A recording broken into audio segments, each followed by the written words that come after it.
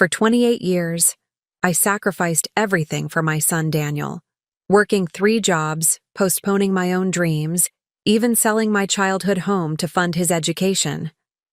When I lost my position at the hospital after a company-wide restructuring, I turned to him for temporary support. His response? "Mom, you should have planned better. We don't have room for you here." What he didn't know was that beneath my modest exterior, I had quietly built a 7-figure investment portfolio, one that would change both our lives forever, but in ways neither of us could have anticipated. Before we jump back in, tell us where you're tuning in from, and if this story touches you, make sure you're subscribed, because tomorrow, I've saved something extra special for you. The hospital corridor felt colder than usual that Friday afternoon. I'd walked these pristine white hallways for 17 years as head nurse of the Pediatric Intensive Care Unit at Westlake Memorial. Every corner held memories, children I'd helped save, families I'd supported through their darkest hours, colleagues who had become like family. "Eleanor, Dr. Winters needs you in his office." The administrative assistant's voice carried an unusual tension that made my stomach tighten. I straightened my scrubs, tucked a strand of graying hair behind my ear, and made my way to the chief, medical director's office. After nearly 2 decades, I knew every creak in the floor, every flicker in the fluorescent lights. What I didn't know was that this familiar walk would be one of my last as an employee. Dr. Winters was not alone. A woman in a charcoal suit sat beside him, a folder of documents arranged precisely on the mahogany desk. Her presence, someone from Human Resources, I presumed, confirmed my growing suspicion. "Eleanor, please sit down." Dr. Winters avoided my eyes. "I'm afraid I have difficult news." The words that followed blurred together in a haze of corporate euphemisms: hospital-wide restructuring, consolidation of departments, position elimination, budget constraints. But their meaning was unmistakable. After 17 years of dedicated service, after training countless new nurses, after building the pediatric unit into one of the most respected in the state, I was being let go. "Your last day will be 2 weeks from today," the HR representative explained, sliding a document across the desk. "This severance package includes 3 months' salary and continuation of health benefits for 60 days. I stared at the paper, my hand frozen in midair. 3 months of salary, 60 days of health coverage, after 17 years. "Eleanor, I want you to know this isn't performance-related," Dr. Winters added hastily. "Your work has been exemplary. This is strictly financial." I nodded mechanically, signing where indicated. My mind raced ahead to practical matters: mortgage payments, utilities, groceries. At 58, finding another nursing position would be challenging, especially at my previous salary level. Younger graduates were entering the field willing to work for much less. "Thank you for your understanding," the HR woman said with practiced sympathy. "Security will accompany you to collect your personal items." Security, as if I might steal medical supplies or patient records after dedicating nearly 2 decades of my life to this institution. I walked back to the pediatric unit in a daze, accompanied by a young security guard who looked deeply uncomfortable with his assignment. My colleagues watched in stunned silence as I emptied my desk drawer into a cardboard box. Family photos, spare reading glasses, the ceramic mug my son Daniel had made in 3rd grade with "World's Best Mom" painted in wobbly letters. "I don't understand," whispered Jenna, a nurse I'd mentored from her first day. "How could they do this to you? You built this department." I managed a tight smile. "Budget constraints. It's just business." But it wasn't just business to me. It was my life's work, my community, my purpose. As I carried my box toward the exit, families of patients I'd cared for stopped me in the hallway, confused by my departure, in the middle of their children's treatment. "Will you be back tomorrow, Miss Eleanor?" asked 8-year-old Lily, who was recovering from her 3rd heart surgery. "No, sweetheart. I'm going on a long vacation," I lied, unable to explain corporate. restructuring to a child battling for her life. Outside the hospital entrance, I paused to catch my breath. The spring air felt unusually sharp in my lungs. For 17 years, I'd arrived at 6:30 each morning and often left after dark. Now, at 2:15 in the afternoon, I had nowhere to go. I drove home in silence. No radio, no phone calls. The small Cape Cod house I'd purchased after selling my parents' larger home welcomed me with its familiar creaks and shadows.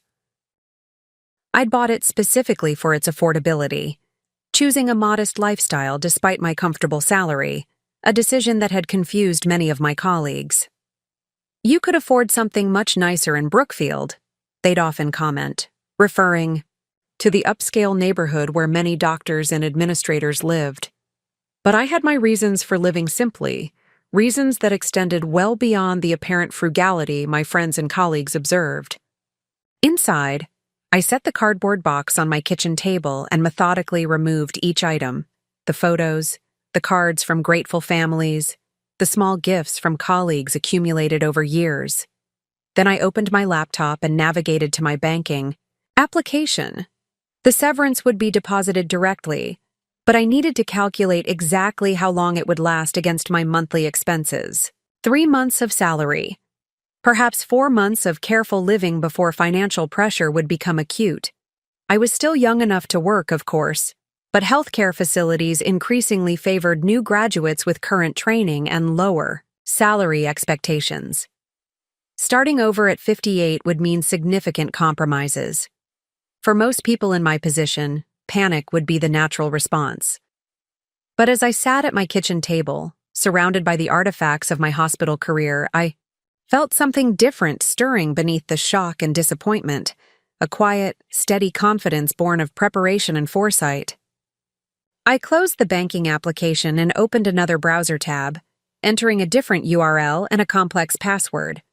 The screen refreshed to display a dashboard I visited regularly, but spoke about to no one. Not to colleagues, not to friends, and certainly not to my son Daniel. The portfolio summary showed its familiar figures: 146,829.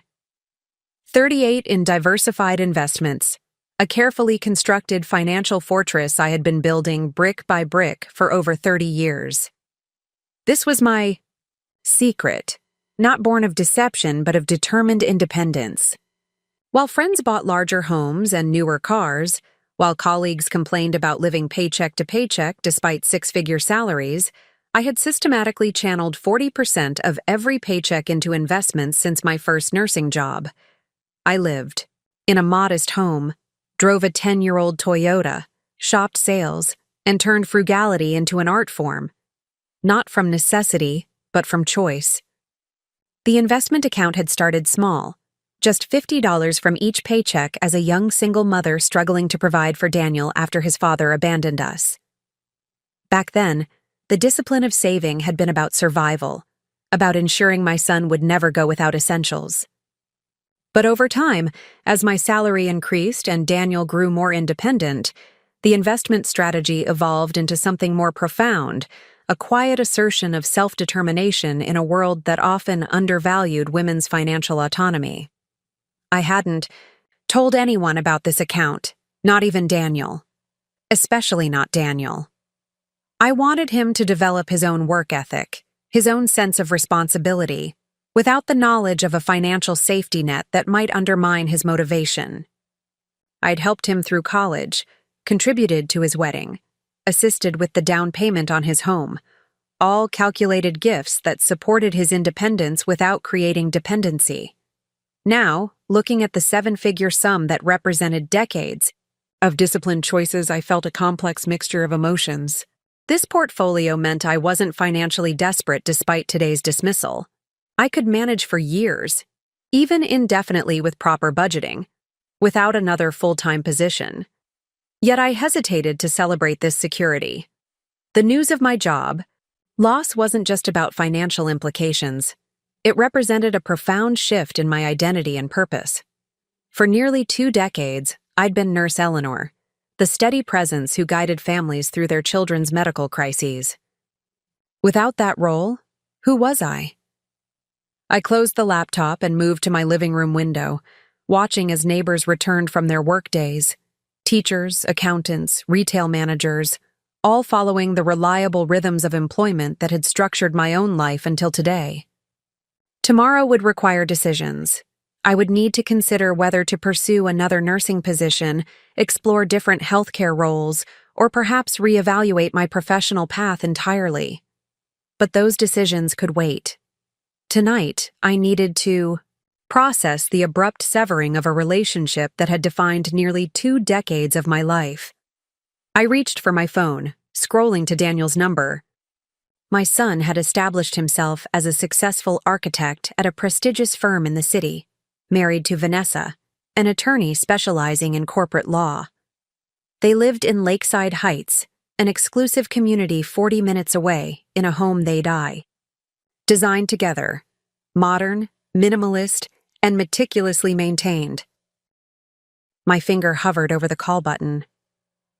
Daniel should know about this development, not because I needed financial assistance, I decidedly did not, but because significant life changes should be shared with family.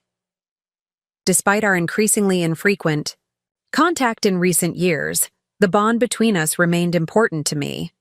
I pressed call, listening to the ring with a strange mixture of anticipation and hesitation. Daniel had grown distant since his marriage 3 years earlier. Our weekly dinners had gradually reduced to monthly, then quarterly visits, usually prompted by my initiation rather than his.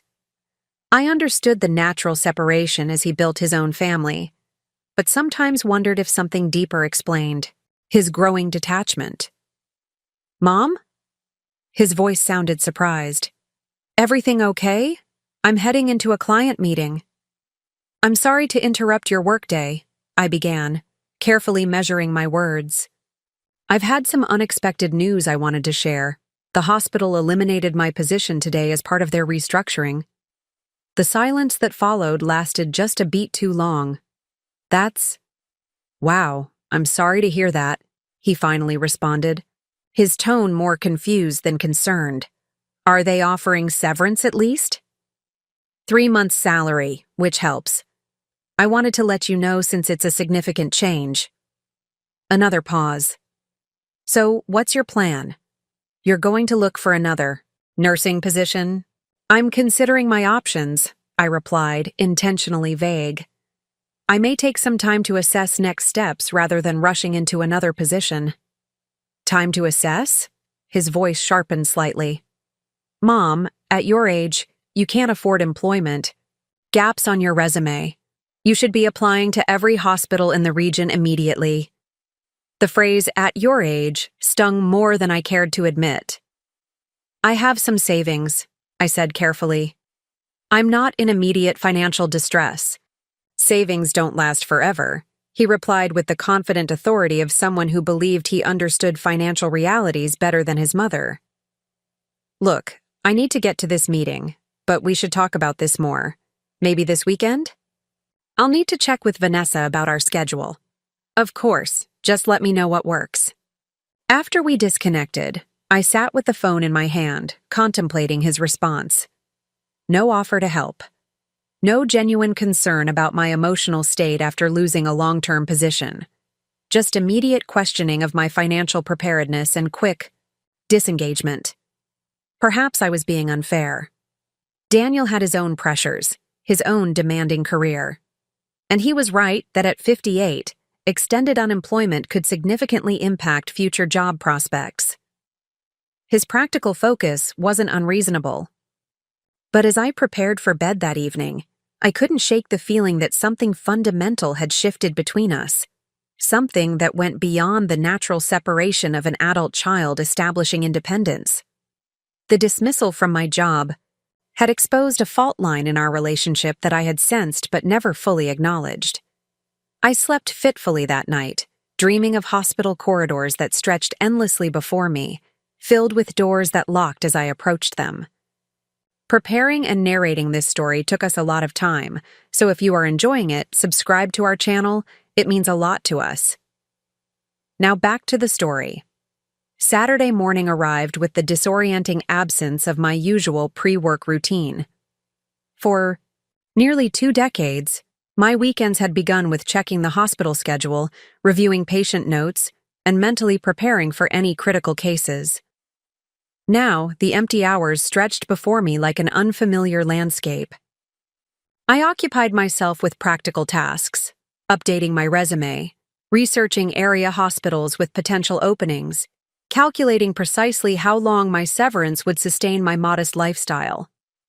These activities provided a comforting structure, though the financial calculations were more of a formality than a necessity given my investment portfolio.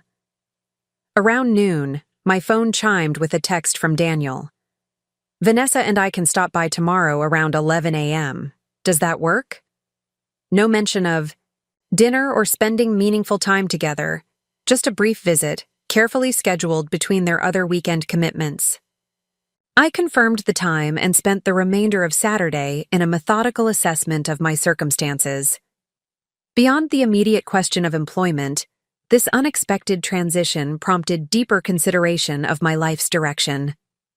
At 58, I wasn't ready for retirement, yet I wondered if pursuing another traditional nursing position represented the best use of my skills and experience. For decades, my decisions had been fundamentally shaped by maternal responsibility. Even after Daniel became independent, I had maintained the disciplined, security-focused mindset that defined my early years as a single mother.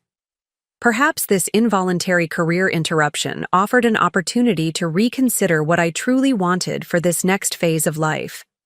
Sunday morning, I prepared for Daniel and Vanessa's visit with the same careful attention I'd once devoted to preparing our home for his childhood friends, arranging fresh flowers from my garden, brewing premium coffee rather than my usual budget brand, setting out the artisanal cookies Vanessa preferred. Their arrival was announced by the distinctive purr of Daniel's luxury sedan pulling into my driveway. From my kitchen window, I watched them emerge. Daniel in casual designer attire that nonetheless projected careful sophistication. Vanessa in a linen ensemble that somehow remained pristine despite the spring humidity. I greeted them at the door with genuine warmth, embracing Daniel and receiving Vanessa's practiced air kiss. They followed me to the kitchen where conversation began with their recent vacation to the Amalfi Coast, Vanessa's successful defense of a corporate merger, and Daniel's new commission to design an upscale condominium development. "The views from these units will be extraordinary," Daniel explained, showing me renderings on his tablet. Floor-to-ceiling windows overlooking the harbor, with private terraces designed to maximize both sunlight and privacy. I admired his work, recognizing the thoughtful attention to human experience that had always distinguished his architectural approach. Even as a child building with Legos, he had considered how people would move through spaces, how light would affect mood, how environments shape interaction. "You've always had such vision," I said, genuinely proud of his accomplishments. "Speaking of vision," Vanessa interjected, setting down her coffee cup with deliberate precision. "We should discuss your situation, Eleanor." Her use of my first name rather than Mom had never ceased to feel slightly jarring, though I'd grown accustomed to this boundary she maintained. "Yes, I've been working on my resume," I responded. "There are several openings at Riverside General, though they're primarily looking for specialized surgical nurses." Daniel and Vanessa exchanged a glance that communicated volumes, a married couple's silent language that excluded outside observers. "Mom, we've been talking," Daniel began, his tone shifting to something more formal. "Being realistic, finding another position at your previous salary level might be challenging." "Healthcare is evolving rapidly," Vanessa added. "Employers favor candidates with the most current training and certification. The market dynamics don't favor experienced workers commanding higher compensation." Their clinical assessment wasn't incorrect, but their tone, as if explaining basic economics to someone with limited understanding, felt unnecessarily condescending. "I appreciate your concern," I replied evenly. "I'm exploring multiple options, including positions that might offer flexible hours or project-based work. That's precisely what concerns us," Daniel continued. Part-time or contractual roles rarely provide comprehensive benefits, particularly health insurance. At your age, that's a significant consideration. Again, that phrase, at your age, delivered. With the implicit assumption that I hadn't considered these factors, that I lacked the foresight to address practical realities. I've reviewed my finances carefully, I assured them. The severance package provides a reasonable buffer while I assess options. Vanessa's expression remained skeptical. 3 months passes quickly, Eleanor, and healthcare expenses can be catastrophic without proper coverage. Her concern would have been touching if it hadn't been delivered with such clinical detachment, as if analyzing a case study rather than discussing her mother-in-law's well-being. Which brings us to our proposal, Daniel said, straightening slightly. We've discussed this thoroughly, and we believe the most practical solution would be for you to sell this house and move into Sunset Haven. The name hung in the air between us. Sunset Haven was a retirement community on the outskirts of the city, not the upscale continuing care facility where many of the hospital administrators planned their retirement years, but a more modest complex marketed to seniors with limited resources. I'm 58, I replied carefully, hardly retirement age. It's not strictly a retirement community, Vanessa corrected. They describe it as active adult living. The important point is that the units are affordable, utilities are included in the monthly fee, and basic healthcare services are available on site. More importantly, Daniel added, selling this house would provide capital that, properly invested, could supplement your income indefinitely. The irony of receiving investment advice from my son might have been amusing under different circumstances. I had begun investing before he was born, had maintained disciplined financial practices throughout his childhood, had built a portfolio that would sustain me comfortably for decades, all without his knowledge or assistance. That's an interesting suggestion, I said neutrally, but I'm not convinced selling my home is the best approach at this stage. Daniel's expression tightened slightly. Mom, I understand this is difficult to hear, but you need to be realistic. Your income has suddenly disappeared. Your job prospects at 58 are limited. Your savings will eventually deplete. Downsizing isn't optional, it's necessary. And timing is essential, Vanessa added. The real estate market remains favorable for sellers, but economic indicators suggest this may change within 6 to 8 months. Acting decisively now would maximize your return. Their logical, pragmatic assessment was delivered with such certainty, such obvious conviction, that they understood my financial situation better than I did. They had constructed a narrative about my circumstances. Limited savings, diminishing prospects, inevitable decline, that bore little resemblance to my actual position. I appreciate your concern, I said again, maintaining my composure. But I'd prefer to take some time before making such significant decisions. Daniel sighed, the sound laden with barely concealed exasperation.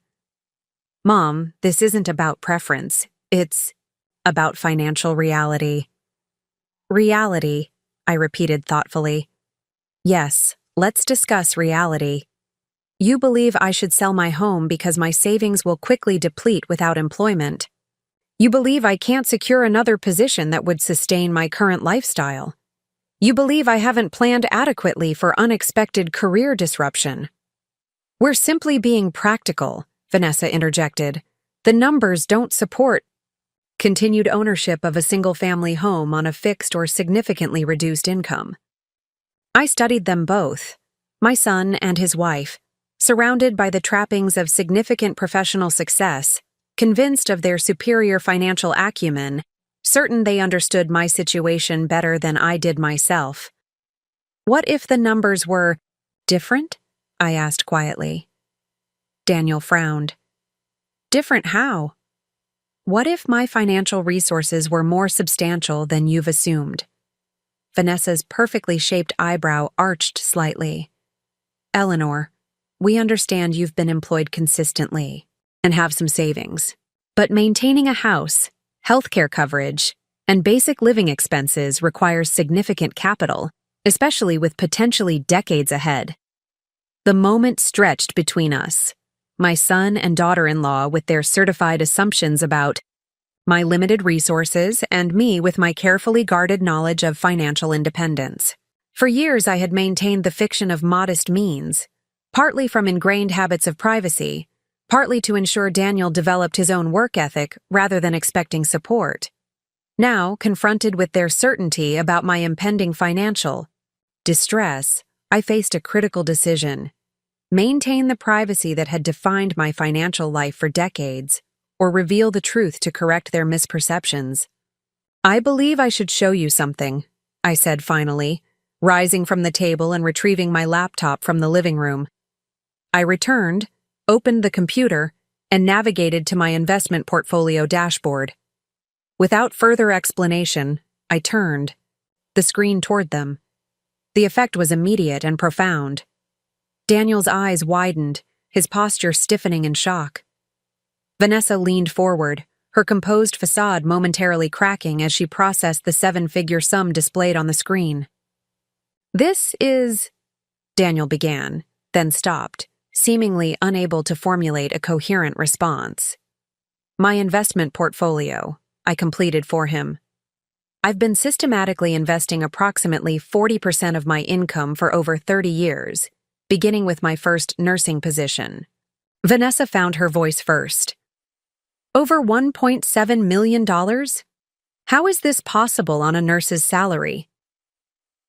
"Consistent investment, comprehensive research, disciplined living habits, and the power of compound returns," I replied simply. "I purchased this modest home to maintain low housing costs. I've driven the same car for 10 years. I rarely dine out, seldom take expensive vacations, and have never accumulated credit card debt." Daniel continued staring at the screen, his expression cycling through disbelief, confusion, and something that looked remarkably like embarrassment. "Why didn't you ever tell me?" he finally asked, his voice unusually subdued. The question deserved a thoughtful response. I closed the laptop and considered my words carefully.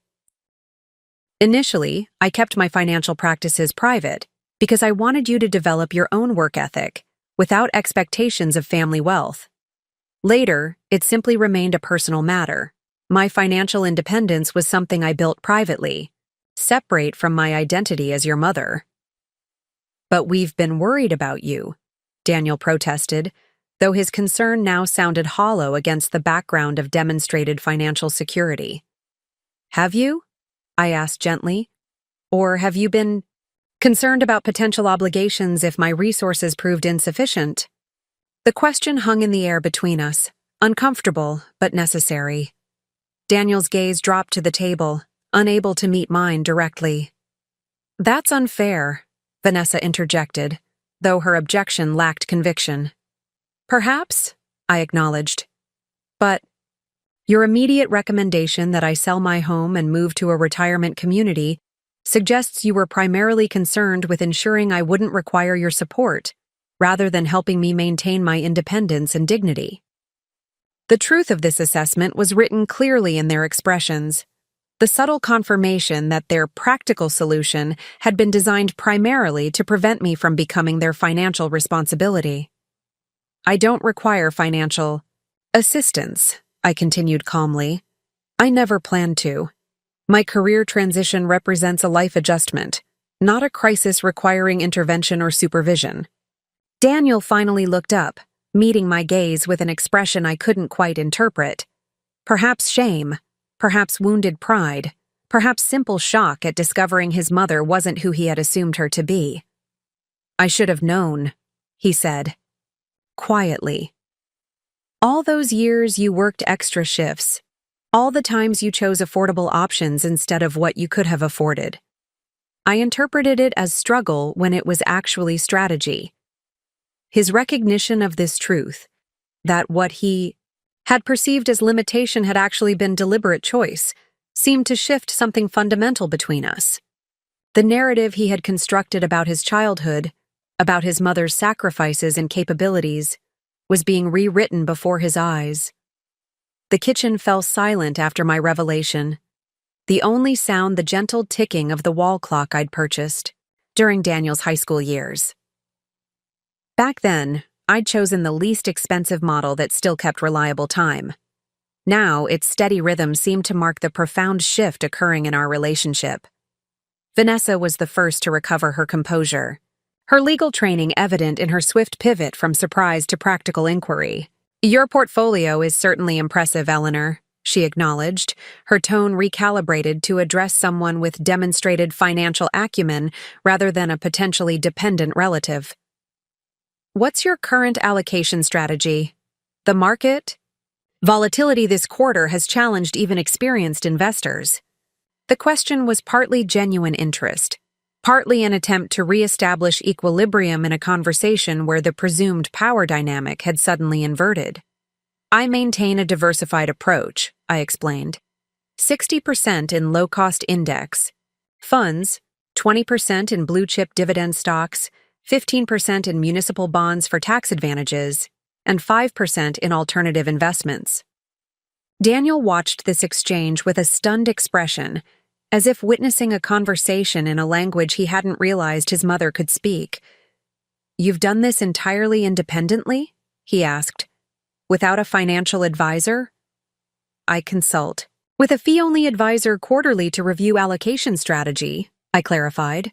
"But day-to-day management and investment decisions have always been my responsibility. I find it empowering." The word hung in the air between us. Empowering. Not a term Daniel had likely associated with his practical, modest living mother, who had spent decades in a supporting healthcare role. "I had no idea," he said, his voice uncharacteristically subdued. "All these years I thought—" "You thought I was financially vulnerable," I completed for him. "That's understandable. I never corrected that impression." Vanessa shifted slightly in her chair, recrossing her legs in a gesture that suggested recalculation. "This certainly changes the immediate concerns about your housing situation." "Yes," I agreed simply. "I'm not in danger of losing my home or struggling with basic expenses. The severance package is merely a transitional convenience, not a lifeline." Daniel's expression had shifted from shock to something more complex, a mixture of embarrassment, reconsideration, and perhaps a hint of wounded pride. "Why maintain the pretense of financial limitation?" he asked. "Especially when I started my career?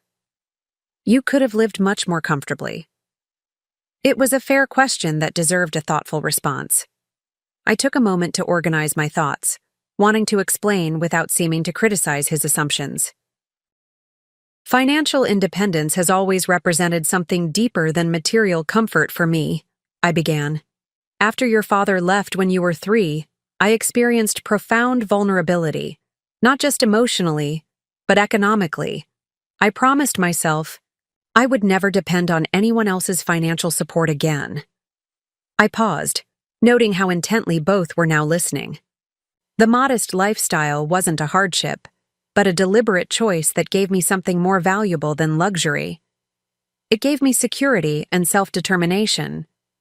I never wanted to burden you with supporting me, but equally, I never wanted to need that support. Daniel's expression softened. "But as your son, I would have happily helped if you needed it." "I know," I acknowledged, "and that willingness speaks to your character. But needing help and accepting it are very different from being told what decisions I should make about my life based on inaccurate assumptions."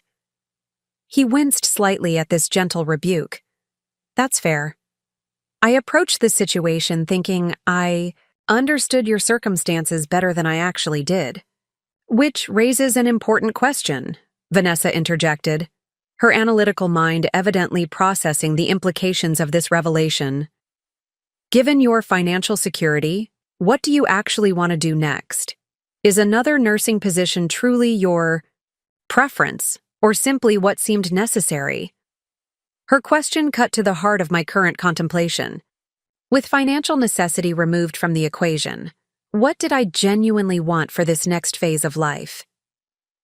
That's what I'm considering, I replied honestly. For decades, my choices have been framed by practical considerations: stable income, comprehensive benefits, predictable hours. Now, I have the freedom to prioritize purpose and fulfillment over security. As I spoke these words, I realized their truth more deeply. The hospital restructuring hadn't created a crisis. It had created an opportunity, a chance to reconsider how I wanted to apply my skills, experience, and passion. I've been thinking about healthcare disparities in underserved communities, I continued, articulating thoughts that had been forming since my dismissal. Many neighborhoods lack basic preventative care, health education, and chronic disease management. My experience could be valuable in addressing these gaps. Daniel leaned forward, his initial shock now giving way to genuine curiosity. You're thinking about community health rather than hospital settings? Possibly, I acknowledged. Or perhaps consulting on healthcare systems improvement, or developing training programs for new nurses, or patient advocacy work. There are numerous ways to apply my experience that don't necessarily involve traditional employment. Vanessa nodded thoughtfully. That makes sense. Your portfolio should generate sufficient income to support exploration of these alternatives without employment pressure. Her assessment was accurate, but still framed primarily in financial terms. Daniel, however, seemed to perceive something deeper in my considerations. This isn't just about income replacement, is it? He asked perceptively. You're reevaluating what matters most to you professionally. His insight surprised me.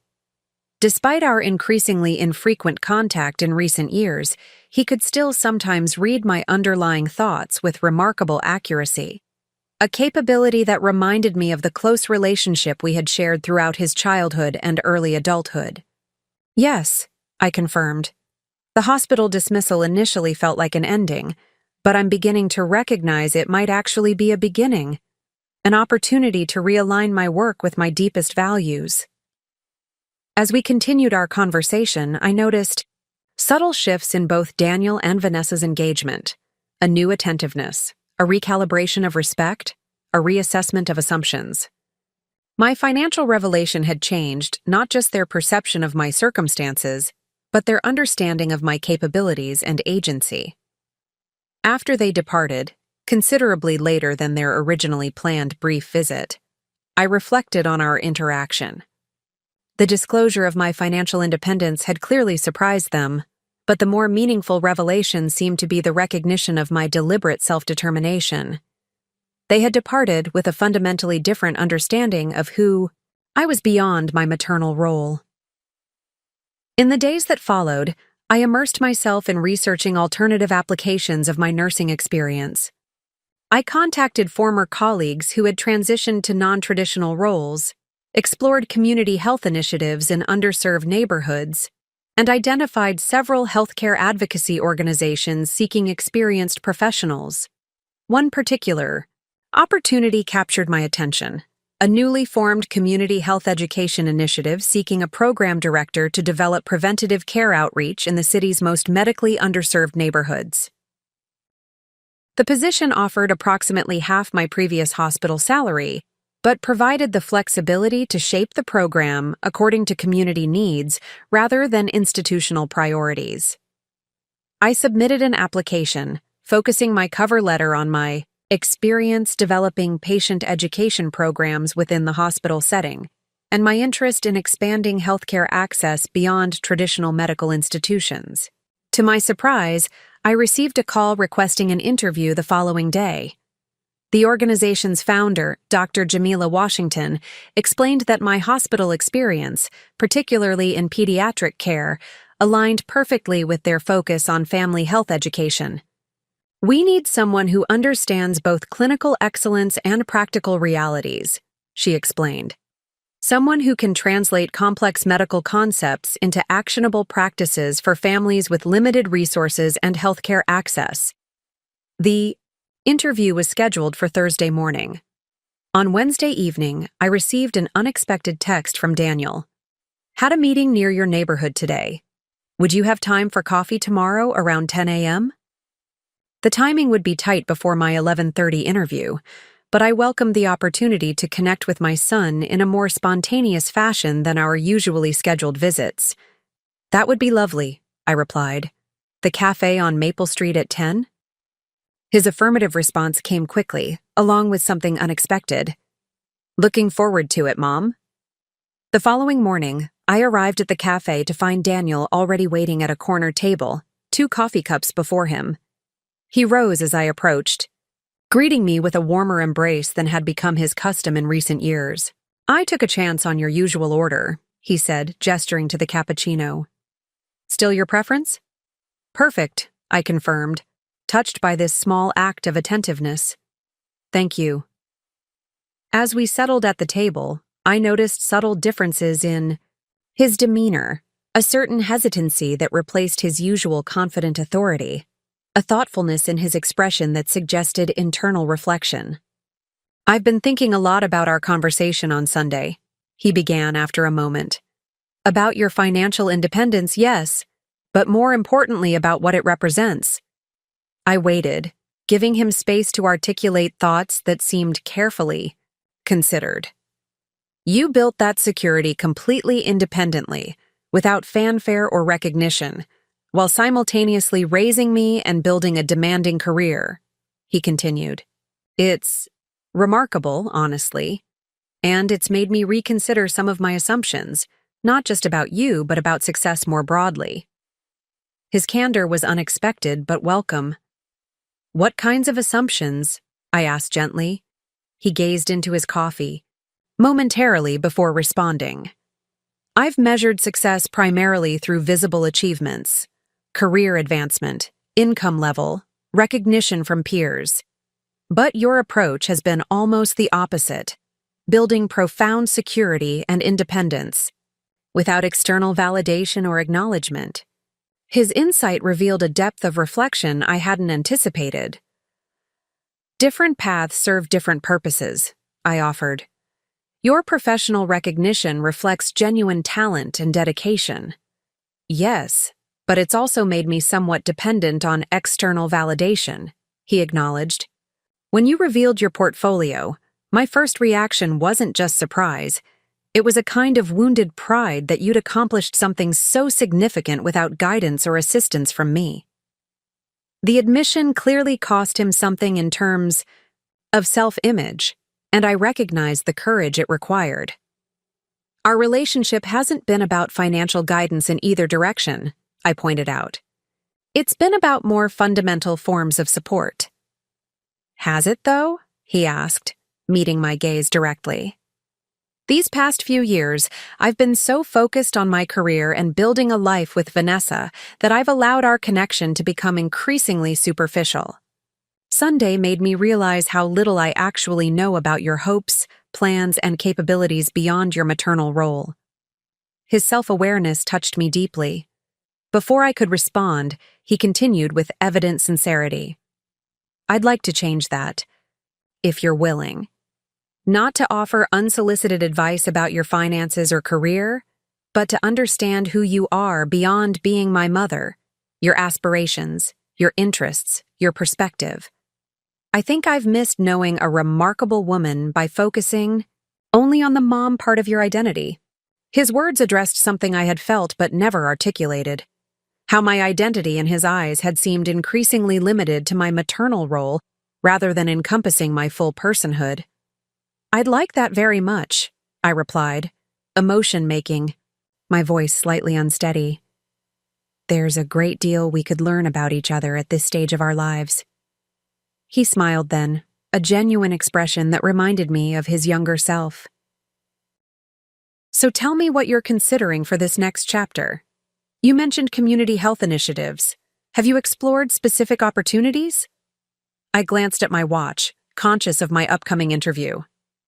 "Actually, I have an interview in about 30 minutes for a position directing a community health education program in underserved neighborhoods." His eyebrows rose with evident interest. "Today? That's fantastic. Tell me about the organization."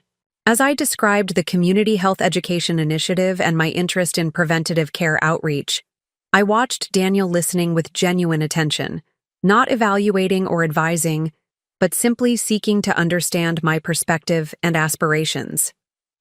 Our coffee extended longer than I'd planned, requiring a slightly rushed departure to make my interview on time.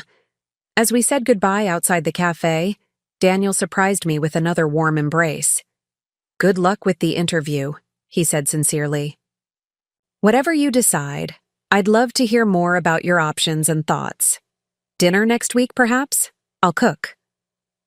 "I'd like that," I replied, recognizing that something profound had shifted in our relationship, something that went beyond corrected financial assumptions to touch the fundamental nature of how we saw and valued each other. As I walked toward my interview, I reflected on how the hospital dismissal had unexpectedly catalyzed not just career reconsideration, but relationship transformation.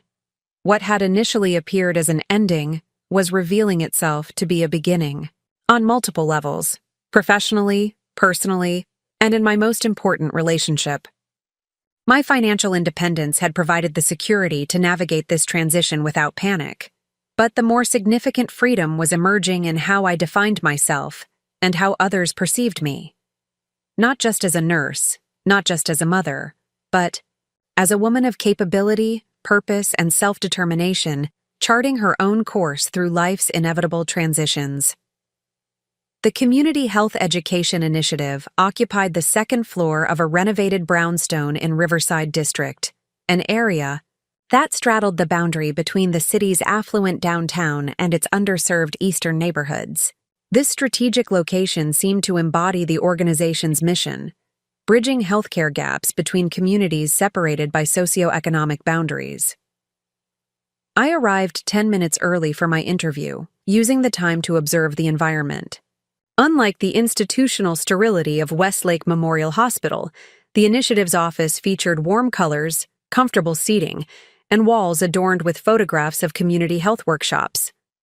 The reception area displayed multilingual educational materials addressing preventative care, nutrition, and early childhood health, precisely the practical resources often absent in medically underserved areas. Dr. Jamila Washington greeted me with a firm handshake and direct gaze that conveyed both professional assessment and genuine welcome. At perhaps 40, she carried herself with the confident authority of someone accustomed to overcoming institutional barriers.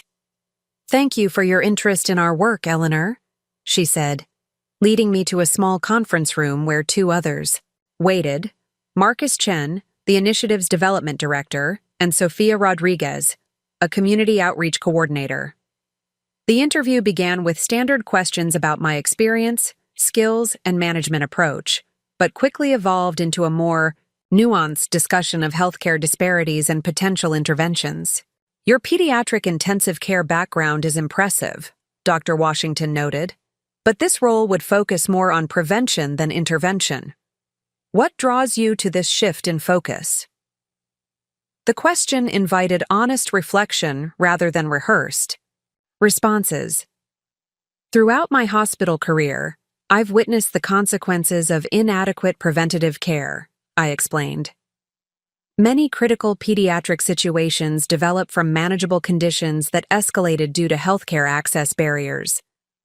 I've spent years addressing crises that might have been prevented through earlier education and intervention. Sophia leaned forward, her expression thoughtful. These communities have experienced broken promises from healthcare institutions. How would you establish trust with families who have legitimate reasons for skepticism? This question touched on something fundamental, the necessity of earning trust rather than assuming it. "By listening before prescribing," I replied. Effective health education isn't about imposing external solutions, but about understanding community needs, constraints, and priorities. My approach would begin with community conversations and partnerships with existing neighborhood leaders. Marcus nodded approvingly. Our funding model requires demonstrable outcomes, but traditional metrics often fail to capture meaningful progress in community health initiatives. How would you balance measurable results with less quantifiable impact? I appreciated the question's recognition of this common tension. I'd implement dual evaluation systems, quantitative measures for institutional reporting and qualitative assessment through community feedback mechanisms. Both matter, but numbers alone can't capture transformative change in healthcare access and behaviors.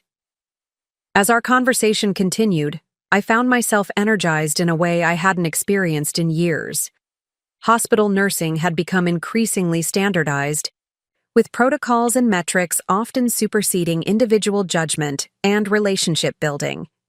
Here was an opportunity to reconnect with healthcare's fundamental purpose, improving lives through both knowledge and compassionate engagement. The interview concluded with Dr. Washington's unexpected question. Why this transition now, Eleanor? Your hospital position represented career stability and established expertise. What motivates this potential shift at this stage of your professional journey? The query invited deeper reflection about purpose rather than mere circumstance. I considered mentioning the hospital restructuring, but realized the fuller truth was more relevant. Recent changes have created space to reconsider how I can best contribute, I replied. Throughout my career, I've developed expertise in clinical, care patient education, and healthcare systems navigation. This role would allow me to apply that knowledge where it might create the greatest impact, preventing crises rather than managing them after they've developed. Dr. Washington studied me with thoughtful consideration. Traditional career paths, typically narrow with advancement, moving toward greater specialization and institutional hierarchy. You're proposing a lateral shift that expands rather than narrows your focus. That's unusual, but potentially valuable for our work.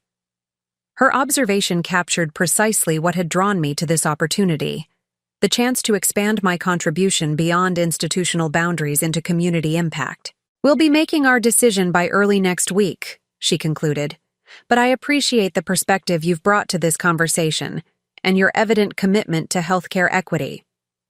As I departed the brownstone, I felt a sense of purposeful possibility that contrasted sharply with the disorientation following my hospital dismissal. Whether this specific opportunity materialized or not, the interview had clarified my professional direction, applying my experience to address healthcare disparities through education and prevention rather than crisis intervention.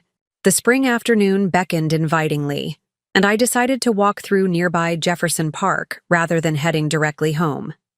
The park represented another boundary zone between affluent and struggling neighborhoods, with distinctly different populations sharing the same green space, business professionals on lunch breaks, mothers with young children, elderly residents enjoying the sunshine.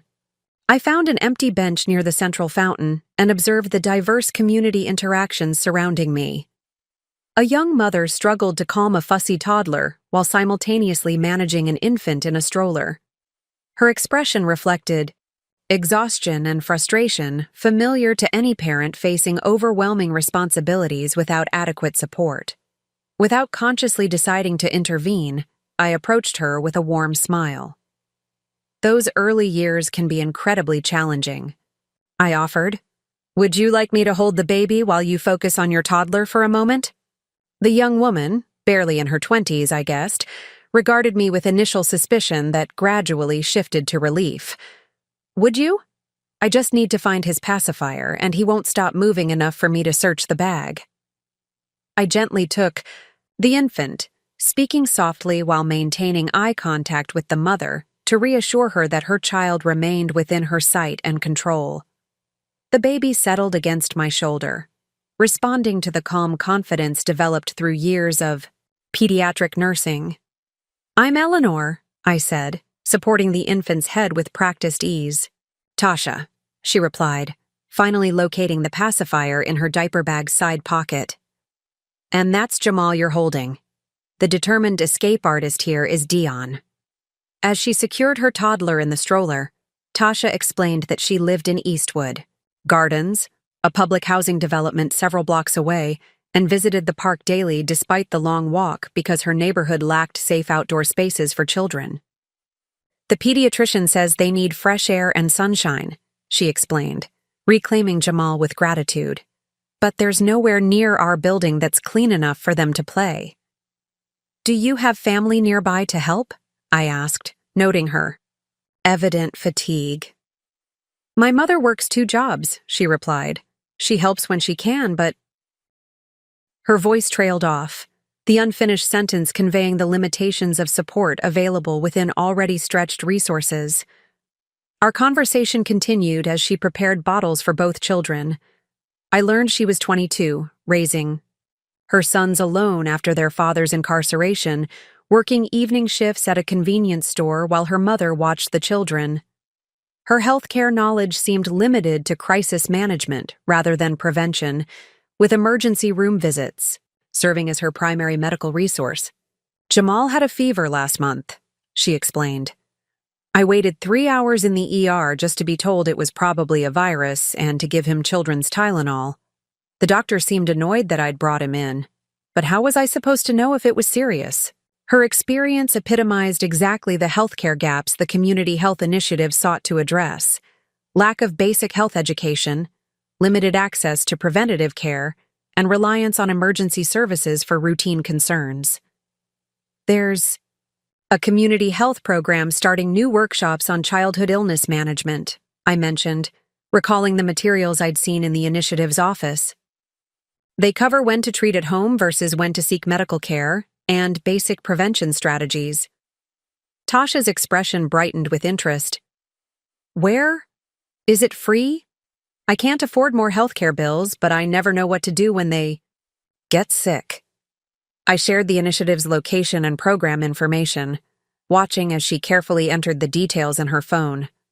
Before we parted, I offered one specific suggestion about Jamal's persistent diaper rash: a simple cornstarch application that often proved more effective than expensive creams. Thank you, she said with genuine appreciation, for helping with the baby and for talking to me like a person, not just another problem case. Her words stayed with me as I continued my walk home, crystallizing something essential about my potential contribution.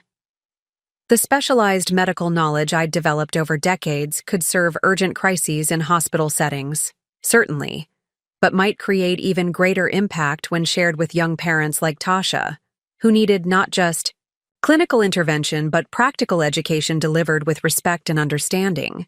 This chance encounter seemed to affirm the direction emerging since my hospital dismissal, using my expertise to address healthcare needs preventatively, within community contexts, rather than reactively within institutional walls. When I arrived home, a voicemail awaited from Dr. Washington. Eleanor, I'd like to continue our conversation tomorrow if you're available. There's an aspect of the position I'd like to discuss further.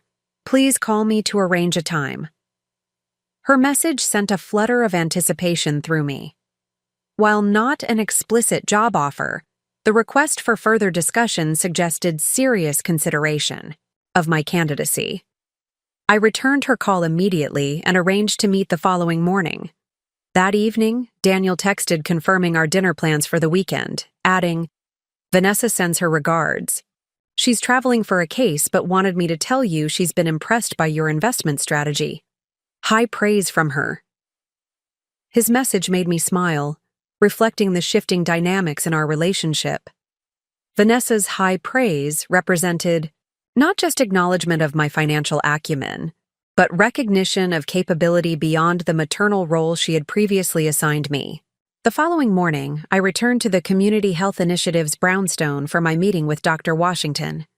She welcomed me into her personal office, a space that reflected both professional accomplishment and personal values, with medical credentials displayed alongside artwork created by community members. "Thank you for returning so quickly," she began once we were seated. "After our conversation yesterday, I discussed your background extensively with our team. Your hospital experience is impressive, but it was your perspective on healthcare equity and community engagement that particularly resonated." I appreciated her directness. Those values have always informed my approach, even within traditional medical settings. "That's precisely why I wanted to speak with you further," she continued. The program director position as originally conceived focuses primarily on implementing established curriculum, but your experience suggests the potential for a more expansive role, one that would involve curriculum development, staff training, and strategic partnership building. Her words indicated consideration of my capabilities beyond the parameters of the original position, a recognition of potential contribution that transcended standard role definitions. That expansion would align well with my interests and experience, I acknowledged. It would also require restructuring the position, Dr. Washington explained candidly.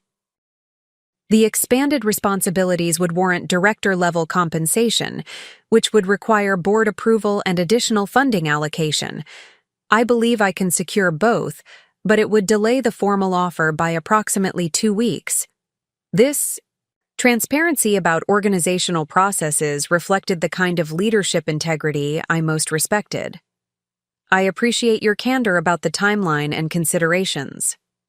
In the interim, she continued, I'd like to invite you to participate in 2 upcoming community health workshops as a consultant.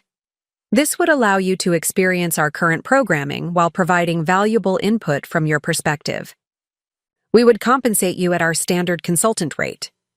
The invitation represented a thoughtful middle path, neither pressuring me for commitment before a formal offer nor leaving me in extended uncertainty. It also demonstrated respect for my professional value by offering compensation rather than expecting volunteer contribution. I'd welcome that opportunity, I replied sincerely. As we discussed specific workshop dates and expectations, I recognized how differently this conversation felt from my hospital dismissal meeting just over a week earlier. There, decades of contribution had been reduced to a standardized severance package. Here, my experience and perspective were being thoughtfully considered in shaping a role that could maximize meaningful impact. Dr. Washington concluded our meeting with remarkable directness. I want to be transparent, Eleanor. I'm quite certain we'll be extending a formal offer for the expanded director position. The interim consulting arrangement simply allows us to address the administrative requirements while beginning our working relationship. Her clarity was refreshing. I appreciate both the transparency and the opportunity. As I walked home, I reflected on the extraordinary evolution of the past 10 days. What had begun as an apparent professional crisis, the abrupt end of a 17-year hospital career, was revealing itself as a catalyst for meaningful redirection. My financial independence had provided the essential foundation for this transition. The security to explore opportunities aligned with purpose rather than necessity, to consider contribution rather than merely compensation. That independence represented not just monetary resources, but the freedom to define success according to impact rather than institutional recognition. The hospital dismissal had also catalyzed unexpected reconnection with Daniel. Our scheduled dinner this weekend represented not just a social obligation, but an opportunity to continue rebuilding authentic relationship based on mutual respect rather than assumed roles and responsibilities. Most significantly, this transition was revealing possibilities for applying my healthcare experience in ways that addressed fundamental inequities through education and prevention. The chance encounter with Tasha in Jefferson Park had illuminated the tangible human impact of healthcare disparities and the meaningful difference that accessible education could make in families' well-being. As I approached my home, I noticed Mrs. Abernathy, my elderly neighbor, struggling with grocery bags at her front steps. For years, I had offered occasional assistance when our schedules aligned, but her fierce independence typically limited her acceptance of help. "Let me give you a hand with those, Mrs. Abernathy," I called, crossing toward her yard. She hesitated, then nodded with grudging acceptance. "Just with getting them inside, I can manage the unpacking." As I carried her groceries into her kitchen, she studied me with the perceptive gaze of someone who has observed life carefully for nearly 8 decades. "You seem different," she remarked bluntly. "Less rushed, more present." Her observation startled me with its accuracy. "I'm in career transition," I explained. My hospital position was eliminated last week. She nodded thoughtfully. Forced. Changes often turn out to be the most important ones. After Arthur died, I thought my life was essentially over. 30 years together, then suddenly alone. But that ending created space for beginning again differently. The wisdom in her perspective resonated deeply. I'm discovering something similar, I acknowledged. What seemed like an ending is revealing new possibilities I might never have explored otherwise. Her weathered face creased in a knowing smile. That's how life works when we're paying attention. Endings and beginnings are just different names for the same moment, depending on where you're standing. As I left Mrs. Abernathy's home, her philosophical observation lingered with me. The recognition that transitions viewed initially as losses often create essential space for growth and redirection. My hospital dismissal had indeed created such space. Room to reconsider not just professional direction but fundamental questions about purpose, relationship, and contribution. The financial independence I had built through decades of disciplined choices now served not just as security, but as possibility. The freedom to align my work with my deepest values rather than institutional requirements, to measure success by meaningful impact rather than position or title. More profoundly, this transition was revealing that true security came not from external validation or institutional position, but from internal clarity about purpose and contribution. The hospital could eliminate my position, but it couldn't diminish the value of my experience or my capacity to apply that experience in new contexts. As I continued toward home, I felt a sense of anticipation rather than anxiety about the unfolding possibilities. The expanded role at the Community Health Initiative, the evolving relationship with Daniel, the opportunity to contribute to addressing healthcare disparities in tangible ways. What had initially appeared as professional disruption was revealing itself as meaningful redirection. Not an ending, but a beginning. Not a crisis, but an invitation to align my work more directly with my deepest values in this next chapter of life. The weekend arrived with golden spring sunshine that seemed to mirror my increasingly optimistic outlook. I spent Saturday morning preparing for dinner at Daniel's, not with the anxious attention I might have given such visits in the past, but with a relaxed anticipation of genuine connection. As I gathered ingredients for the dessert I'd offered to bring, a raspberry tart that had been Daniel's childhood favorite, my phone chimed with an unexpected email notification. The sender was unfamiliar. Lawrence Keller, MD, Chief of Pediatrics, at Westlake Memorial Hospital. I hesitated before opening it, momentarily transported back to the dismissal meeting that had initiated this period of transition. Dr. Keller had not been present for that discussion, nor had he reached out in the days following. As Chief of Pediatrics, he had been my department head in organizational structure, though our interactions had been limited primarily to formal staff meetings and occasional case consultations. The email's subject line was direct. Request for discussion, pediatric training program. I opened the message, curiosity overcoming hesitation. Dear Eleanor, I hope this message finds you well. I've recently been informed of your departure from Westlake Memorial through the restructuring process. While I wasn't involved in those decisions, I want to express both my regret regarding the circumstances and my appreciation for your 17 years of exceptional service to our pediatric patients. I'm writing because we're experiencing significant challenges with our newest nursing cohort's preparedness for pediatric intensive care scenarios. 3 recent incidents have highlighted concerning gaps in practical training that theoretical education hasn't adequately addressed. These situations were precisely the types of complex cases you navigated with particular skill. I would value the opportunity to discuss the possibility of developing a specialized training module for pediatric intensive care nursing staff. This would be a consulting arrangement rather than employment, providing you with schedule flexibility, while allowing us to benefit from your expertise in a targeted way. If you're open to conversation, I'm available at your convenience next week. Regards, Lawrence Keller, MD Chief of Pediatrics, Westlake Memorial Hospital. The message was unexpected, on multiple levels. During my years at Westlake, training initiatives had typically been developed internally through nursing education departments without physician involvement. That Dr. Keller would reach out directly suggested both the seriousness of the training, gaps he'd identified, and his specific interest in my contribution. More significantly, the message represented acknowledgement of my value to the institution that had dismissed me, recognition from the medical leadership that administrative restructuring had failed to consider the practical impact of losing specialized expertise. I set the phone aside without immediately responding, continuing my dessert preparation while processing this development. The timing was notable, arriving just as my discussions with the Community Health Initiative were progressing toward a likely position offer. The universe seemed determined to present multiple possibilities rather than a single clear path forward.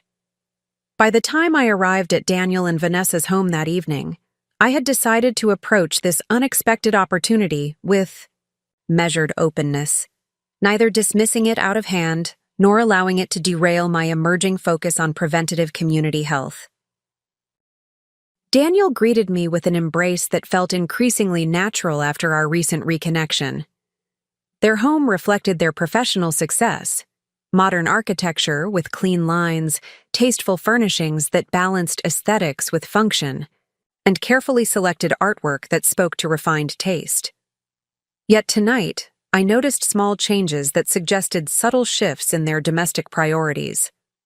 Family photographs that had previously been confined to private spaces now occupied prominent positions in the living area, including several from Daniel's childhood that I hadn't seen displayed before.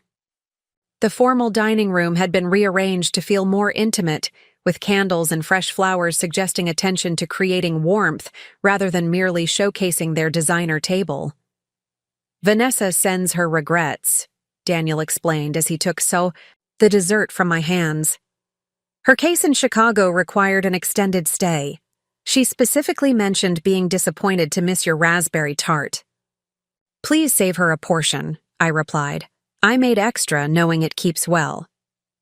He led me through to the kitchen, where savory aromas suggested hours of preparation rather than the catered meals that had characterized previous dinners at their home. "You've been cooking," I observed, genuine surprise in my voice. Daniel smiled somewhat self-consciously. "I've been practicing all week. Nothing as ambitious as your Sunday roasts from my childhood, but I wanted to make something myself rather than ordering in." The admission was touching, not just the effort of preparing a meal, but the acknowledgement of the value I had created through similar efforts throughout his upbringing. "It smells wonderful," I assured him. "What are we having?" "Coq au vin," he replied, opening the oven to check a Dutch oven that had clearly been recently purchased. The butcher helped me select the proper cuts, and I found a detailed recipe that seemed manageable for a beginner. As he served our meal at the kitchen island rather than the formal dining table, another departure from established patterns, I noticed a stack of books on the counter: Understanding Investment Strategies, Financial Independence Through Disciplined Planning, and Long-Term Wealth Building for Professionals. Daniel followed my gaze and smiled slightly. "Research," he explained. "After seeing your portfolio, I realized how much I've outsourced my financial education to advisors who collect significant fees without necessarily delivering optimal strategies. Financial management isn't everyone's interest," I noted, accepting the plate he offered. "There's nothing wrong with engaging professional advisors." "True," he acknowledged, "but there's something powerful about direct engagement with one's financial future, as you've demonstrated. My advisors consistently discouraged the level of direct index investment you've maintained, steering me toward actively managed funds with substantially higher fees. Your results suggest their guidance may reflect their interests more than mine." His observation indicated thoughtful analysis rather than mere reaction, which I found encouraging. Investment approaches should align with individual temperament and circumstances, I suggested. What works for me might not be optimal for someone with different priorities or risk tolerance. That's precisely what I'm exploring, he replied. Understanding the principles behind different strategies, rather than simply following recommendations without comprehension. As we enjoyed the meal, remarkably well executed for a first attempt at a complex dish, our conversation flowed with an ease that had been absent in recent years. Daniel shared current architectural projects with genuine enthusiasm, focusing on the human impact of his designs rather than merely their aesthetic or technical merits. I'm working on a mixed-use development in the Riverside district, he explained, attempting to integrate affordable housing units without the segregation that typically occurs in such projects. The challenge is creating spaces that foster community across socioeconomic boundaries, rather than reinforcing them. His focus on social impact, rather than just design excellence, represented a subtle but significant shift in how he described his work, a greater emphasis on architecture's human consequences beyond its artistic expression. When he asked about my recent activities, I shared both my interview with the Community Health Initiative and Dr. Keller's unexpected outreach from Westlake Memorial. Two different opportunities, both valuing your expertise in different ways, Daniel observed thoughtfully. What's drawing you toward each of them? The question invited reflection rather than justification, a genuine interest in my decision-making. Process rather than evaluation of my choices. I considered my response carefully. The hospital consulting role would allow me to directly impact clinical training, potentially improving critical care for children in acute situations, I explained. It represents applying my specialized expertise in familiar contexts, with clearly defined parameters and measurable outcomes. Daniel nodded his understanding. And the community health position? That represents something quite different, addressing healthcare disparities before they escalate to critical situations requiring hospital intervention. It's preventative rather than reactive, focused on education and accessibility rather than clinical intervention. Which feels more aligned with your priorities at this stage? He asked, his interest clearly genuine. The question cut to the heart of my current contemplation. That's what I'm considering, I acknowledged. The hospital role offers familiar, territory, and directly measurable impact on critical cases. The community role involves greater uncertainty, but potentially broader impact through prevention rather than intervention. Daniel considered this thoughtfully. It sounds like both. Opportunities have merit, but they represent different visions of contribution. The real question might be which approach to healthcare most inspires you at this point in your career. His insight surprised me with its perceptiveness. You're right, I agreed. It's fundamentally about whether I want to continue addressing critical situations expertly or begin preventing those situations from developing in the first place. Or perhaps both, Daniel suggested. The consulting arrangement with the hospital seems structured for specific projects rather than full-time commitment. Could you potentially maintain that connection while primarily focusing on the community health initiative? His suggestion reflected practical creativity rather than binary thinking, a willingness to envision complementary approaches rather than mutually exclusive choices. This flexibility represented another subtle shift in his perspective, moving from the rigid categorizations that had characterized his initial response to my job loss toward more nuanced consideration of multiple possibilities. That's worth exploring, I acknowledged. Dr. Keller's email specifically mentioned a consulting arrangement rather than employment, which suggests potential flexibility. As we continued our conversation, moving from professional considerations to broader reflections on purpose and contribution, I recognized how profoundly our relationship was evolving. Daniel was engaging with me not as a dependent requiring guidance or a parent requiring management, but as a fellow adult with valuable perspective and experience. When he brought out coffee to accompany the raspberry tart, he hesitated briefly before speaking. I owe you an apology, Mom, he said with quiet sincerity. When you first shared news of your job loss, my response was regrettably focused on financial concerns rather than your well-being or the emotional impact of such an abrupt transition. The acknowledgement was unexpected, but welcome. We often default to practical considerations when faced with potentially challenging situations, I offered. Perhaps, he conceded, but my immediate focus on your financial security, or what I incorrectly assumed was insecurity, revealed something about how I've come to view our relationship. I approached the situation as a problem to solve rather than a significant life transition deserving of empathy and support. His self-awareness was touching in its honesty. We're both learning to relate to each other differently as adults, I suggested. It's a natural evolution. Natural but not inevitable, he replied thoughtfully. It requires conscious choice and attention. I've been reflecting on how quickly I moved to position myself as the authority on your circumstances, despite having incomplete understanding and limited perspective. His willingness to examine his own assumptions represented meaningful growth that I wanted to acknowledge. That reflection speaks to your character, I said sincerely. Many people would have simply justified their initial response rather than questioning its underlying assumptions. As the evening concluded, Daniel walked me to my car, the spring air carrying the scent of nearby flowering trees.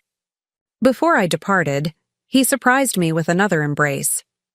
Thank you, he said simply. For the dessert? I asked, though I suspected his gratitude encompassed more.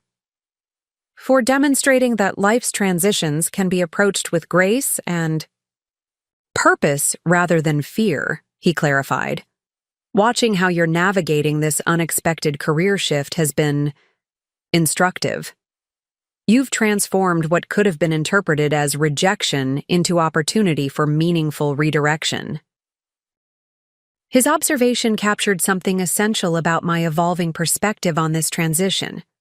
What had initially felt like professional disruption was increasingly revealing itself as valuable redirection, a catalyst for considering more fundamental questions about purpose and contribution than institutional employment had allowed.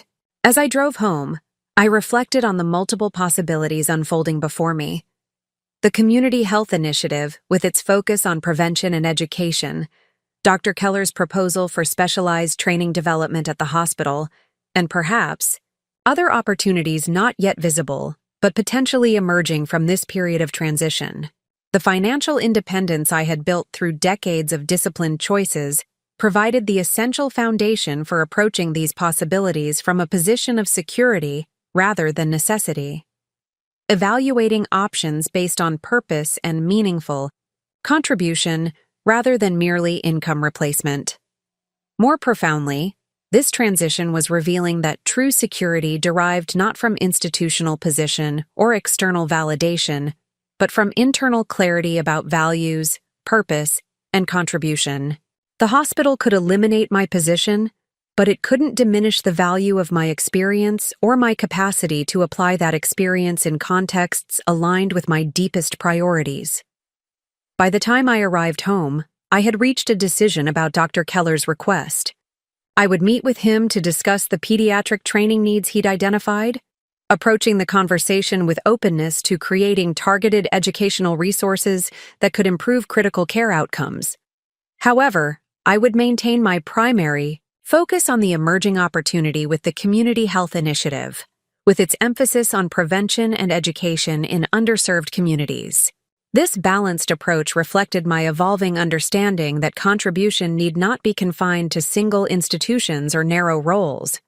That meaningful impact might emerge from thoughtful engagement across multiple contexts, applying specialized expertise where it could create greatest value while developing new capabilities in emerging areas of interest. As I prepared for bed, I noticed a text message from Dr. Washington. Board approved the expanded director position with corresponding compensation. Formal offer letter being prepared. Looking forward to your participation in next week's workshops as we finalize details. The confirmation brought a sense of purposeful anticipation rather than mere relief. This next professional chapter would allow integration of clinical expertise developed through years of hospital practice, with emerging focus on prevention, education, and healthcare accessibility, not abandoning my specialized knowledge, but applying it in contexts that might create broader impact on community well-being. What had begun as unwelcome disruption was revealing itself as valuable redirection, an invitation to align my work more directly with my deepest values in this next chapter of life. The hospital dismissal had catalyzed not just professional transition, but deeper reconsideration of purpose, relationship, and meaningful contribution beyond institutional boundaries. Monday morning brought unseasonable warmth, as if nature itself endorsed my emerging shift toward new beginnings. My calendar contained two significant appointments. The first, a meeting with Dr. Keller at Westlake Memorial Hospital. The second, an observation session at the Community Health Initiative's weekly prenatal education workshop. I approached the hospital with mixed emotions. For 17 years, I had entered these doors 5 days a week, my identity and purpose intertwined with the institution's mission. Today, I entered not as staff, but as an external consultant, a transition that felt simultaneously liberating and disorienting. Dr. Keller had suggested meeting in the hospital's newly renovated atrium cafe rather than his administrative office, a thoughtful choice that established neutral territory for our conversation. When I arrived, he stood to greet me with a professional handshake that acknowledged our shifted relationship. "Thank you for making time to meet, Eleanor," he began, once we were seated with coffee. "I appreciate your willingness to consider this discussion despite the circumstances of your departure." His directness was refreshing. The hospital's restructuring decisions reflect financial priorities rather than clinical considerations, I replied. "I understand the distinction between administrative choices and departmental needs." Dr. Keller nodded, his expression suggesting relief at my perspective. The reorganization has created significant challenges in pediatric critical care. 3 recent cases highlighted concerning knowledge gaps among newer nursing staff, situations where your guidance would have been invaluable. He proceeded to describe these cases with clinical precision: a 3-year-old with atypical seizure presentation, a newborn with complex respiratory distress, and a 6-year-old with rare medication reactions following routine surgery. In each instance, less experienced nurses had followed protocols correctly, but lacked the nuanced judgment that comes from years of specialized experience. These situations fall into the critical gap between textbook knowledge and experienced intuition, he explained. Our current training addresses the science thoroughly, but not the art of pediatric critical assessment. That gap has always existed, I acknowledged. Bridging it requires not just knowledge transfer, but guided clinical reasoning development. Precisely, Dr. Keller agreed emphatically. Which brings me to my proposal. We need a comprehensive training module focused specifically on pediatric critical assessment, something that translates your experienced judgment into teachable frameworks for newer staff. The proposal was clearly well considered.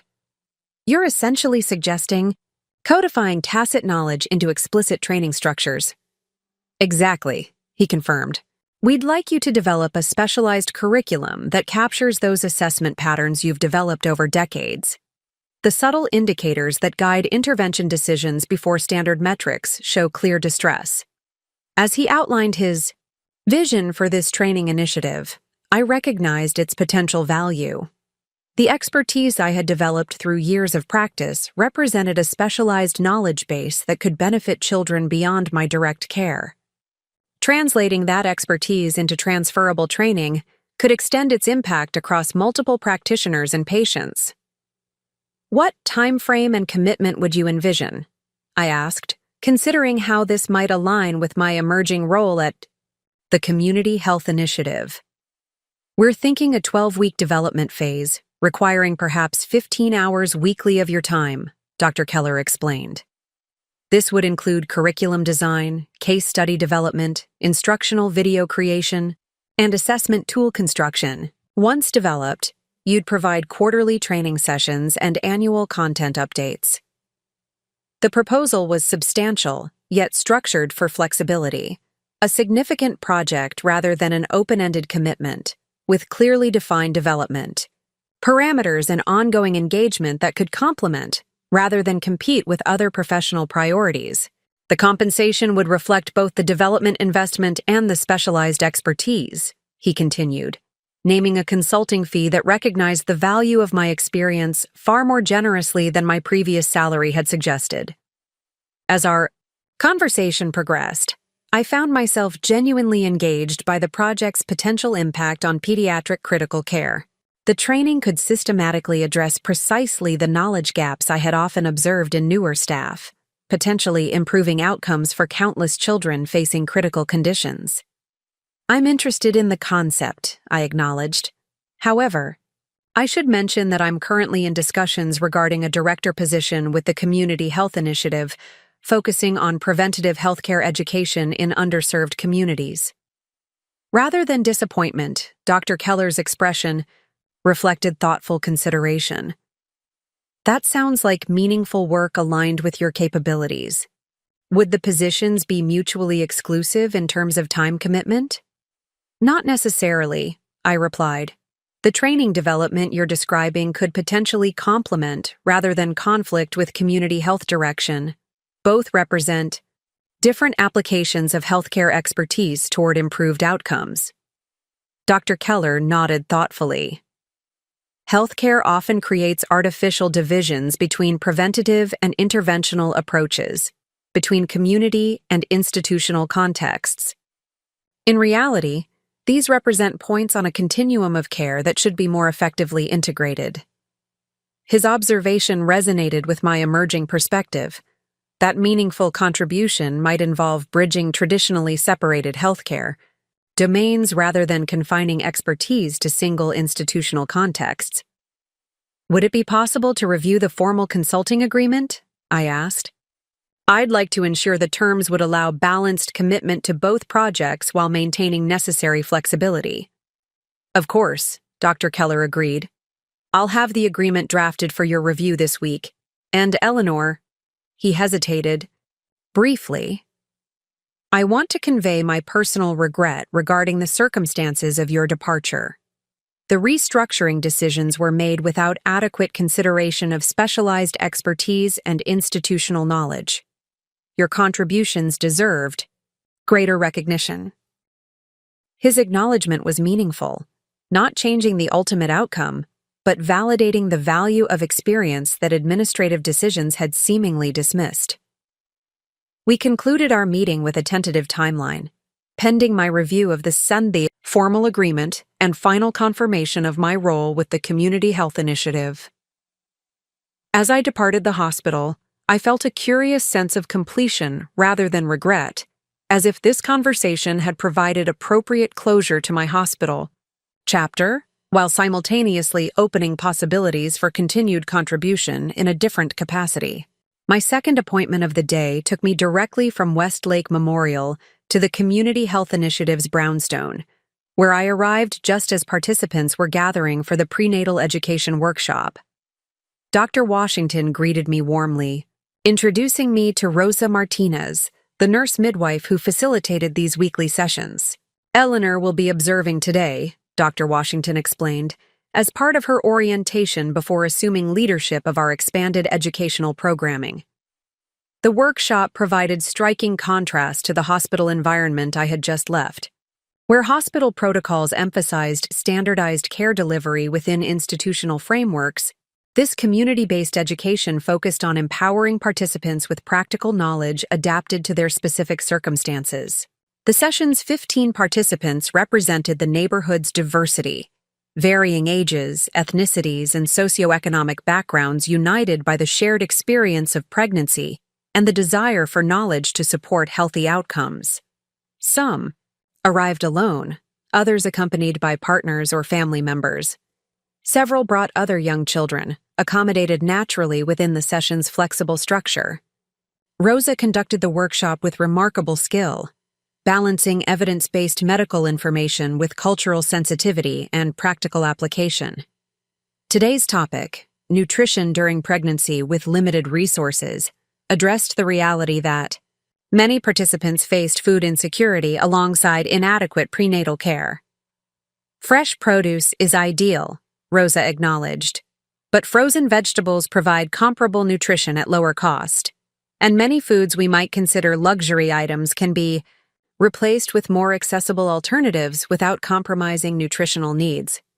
The participants engaged actively, sharing challenges, strategies, and community resources. One young woman described negotiating with a local farmer for discounted produce in exchange for weekend market assistance. Another explained how her extended family had created a cooperative meal preparation system that reduced individual cooking burden while ensuring consistent nutrition. Throughout the session, I observed the delicate balance Rosa maintained, providing authoritative information without assuming authority over participants' decisions, acknowledging resource constraints without diminishing participants' agency, celebrating cultural traditions while introducing evidence-based recommendations. This approach contrasted sharply with hospital patient education I had witnessed throughout my career. Instruction often delivered with institutional authority that frequently failed to address practical implementation barriers. Here, education emerged through collaborative exchange that honored participants' knowledge while expanding their options. After the workshop concluded, Rosa invited participant feedback about session content and format, genuine consultation rather than perfunctory evaluation. Several offered thoughtful suggestions for future topics, including practical strategies for managing work demands during pregnancy and navigating healthcare system barriers. "What did you observe?" Dr. Washington asked as we gathered for brief discussion after participants departed. "Extraordinary respect for participant knowledge alongside skilled information delivery," I replied honestly. Rosa creates a learning environment where participants feel valued as collaborators rather than recipients of expert instruction. Rosa smiled appreciatively. "That's precisely the culture we've worked to establish. Traditional medical education often positions providers as authorities and patients as passive recipients. We're attempting to create more equitable knowledge exchange that acknowledges lived experience alongside clinical expertise. That approach aligns with what I hope to develop in the expanded programming," I acknowledged. "Education that empowers, rather than merely informs, that builds capacity for health management rather than simply prescribing behaviors." Our conversation continued, exploring the initiative's current offerings and opportunities for expansion under the director position that now seemed increasingly certain. Dr. Washington outlined ambitious goals for comprehensive health education programming, addressing everything from early childhood development to chronic disease management in aging populations.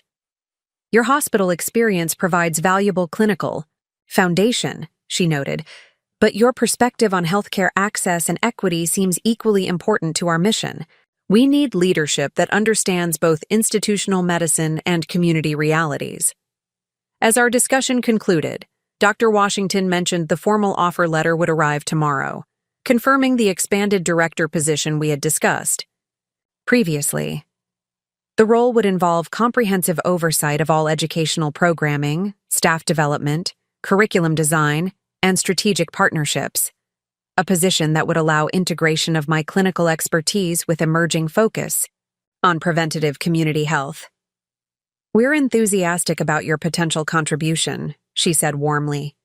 "Your unique perspective bridging institutional and community contexts could help us develop truly innovative approaches to healthcare education."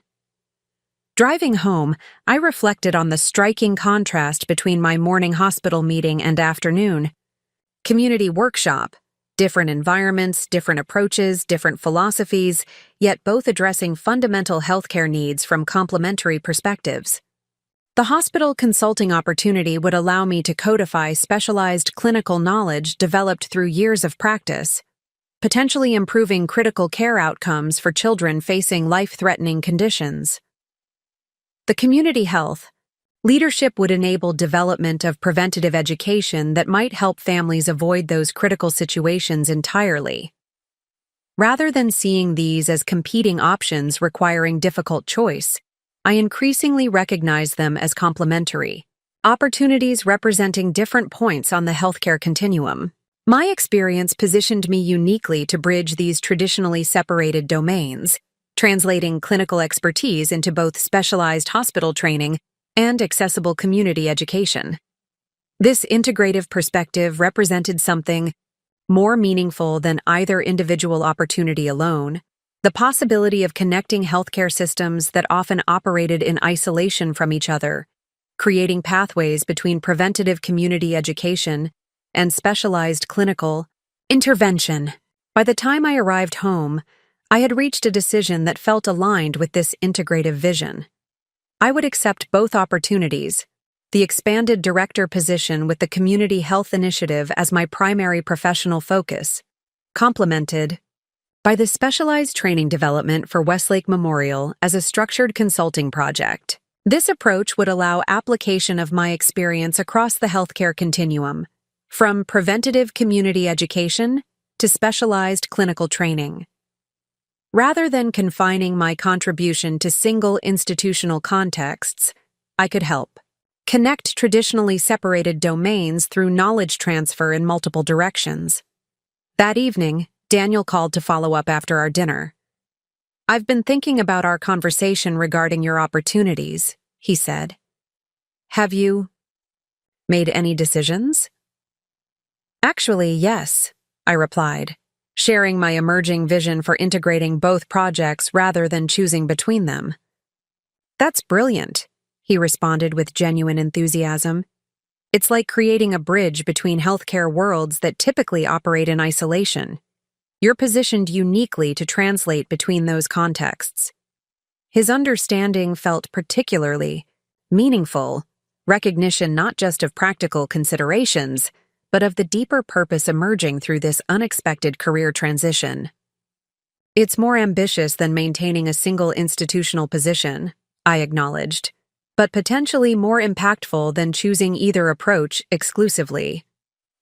And more aligned with comprehensive healthcare transformation," Daniel added, thoughtfully. The fragmentation between preventative and interventional approaches creates significant gaps in care continuity. Bridging those domains represents meaningful contribution beyond either individual role. His insightful observation reflected not just understanding of my specific situation, but engagement with broader healthcare system challenges, a perspective I hadn't previously recognized in our conversations. This expanding awareness suggested Daniel's own professional evolution beyond purely architectural considerations toward integrated human systems. As our conversation concluded, I felt profound appreciation for how our relationship was evolving alongside my professional transition, moving toward more authentic connection based on mutual respect for each other's capabilities, perspectives, and purposes. The unexpected dismissal from my hospital position had initiated not just career reconsideration, but relationship transformation, creating space for Daniel to see me beyond maternal identity and for me to acknowledge his evolving maturity and insight. What had initially appeared as professional disruption was revealing itself as catalyst for multi-layered growth and reconnection. Later that evening, as I reviewed notes from both meetings in preparation for the decisions ahead, my phone chimed with a message from Tasha, the young mother I had met in Jefferson Park. "Just wanted to say thank you for telling me about the health workshops. I went to the children's health one today. They showed us how to check for ear infections without going to the ER and gave us free medicine droppers and thermometers. No one ever taught me that stuff before." Her message represented tangible confirmation of community health education's potential impact, practical knowledge, reducing unnecessary emergency visits while empowering parents with basic assessment skills. This was precisely the preventative approach that could complement, rather than replace specialized hospital care, addressing healthcare needs before they escalated to critical situations requiring intensive intervention. As I prepared for bed, I felt genuine anticipation rather than anxiety about the decisions ahead. The hospital dismissal that had initially seemed like professional rejection was revealing itself as valuable redirection, creating space to consider more fundamental questions about purpose and contribution than institutional employment had allowed. My financial independence provided essential foundation for approaching these opportunities from position of security rather than necessity, evaluating options based on meaningful impact rather than merely income replacement. The portfolio built through decades of disciplined choices now served not just as financial security, but as freedom to align work with deepest values and broadest contribution. What had begun as unwelcome disruption was revealing itself as meaningful catalyst, creating possibility for integrated contribution across healthcare domains that typically remained separated. The transition represented not just professional redirection, but opportunity to help bridge traditionally disconnected approaches to health and well-being. The formal offer letter from the Community Health Initiative arrived Tuesday morning, delivered by courier in a crisp cream envelope that seemed to symbolize the fresh beginning it contained. The expanded director position included compensation comparable to my previous hospital salary, though the true value lay in its alignment with my emerging purpose: bridging preventative community education with specialized healthcare knowledge. I signed the acceptance without hesitation, experiencing none of the anxiety that might have accompanied such a significant career shift before my hospital dismissal. The financial independence I'd built over decades provided not just security, but freedom to pursue purpose rather than merely position. Dr. Washington called shortly after receiving my signed acceptance. "Eleanor, we're thrilled with your decision. The board is particularly excited about your vision for integrating community education with clinical expertise. Would you be available to meet our full team Thursday afternoon? We'd like to formally introduce you and begin transition planning." Thursday would be perfect, I confirmed, glancing at my calendar where Dr. Keller's training development project was already blocked for Monday, Wednesday, and Friday mornings. I've also decided to accept a limited consulting role with Westlake Memorial, developing specialized pediatric critical care training. There was a brief pause before Dr. Washington responded with evident enthusiasm rather than concern. "That connection could prove invaluable, Eleanor. One of our greatest challenges has been establishing pathways between community health education and institutional medical systems. Your dual engagement might create unique opportunities for collaboration." Her response confirmed my intuition that these roles could complement rather than compete with each other, potentially creating connections between healthcare domains that typically operated in isolation. This integrative approach felt increasingly right, aligned with both my experience and evolving purpose. After confirming Thursday's meeting details, I called Dr. Keller to formally accept the training development project. His response mirrored Dr. Washington's enthusiasm about potential synergies between the roles. "This could create valuable continuity," he noted. "Your community work might help us better understand the context our patients come from, while the training you develop here could inform preventative education approaches in the community." By early afternoon, both positions were confirmed, contracts signed, and initial meetings scheduled. This swift resolution might have seemed impulsive under different circumstances, but both opportunities had emerged through thoughtful consideration, rather than desperate grasping. My financial independence allowed decisions based on purpose and contribution rather than necessity. A privilege built through decades of disciplined choices, now serving its intended purpose.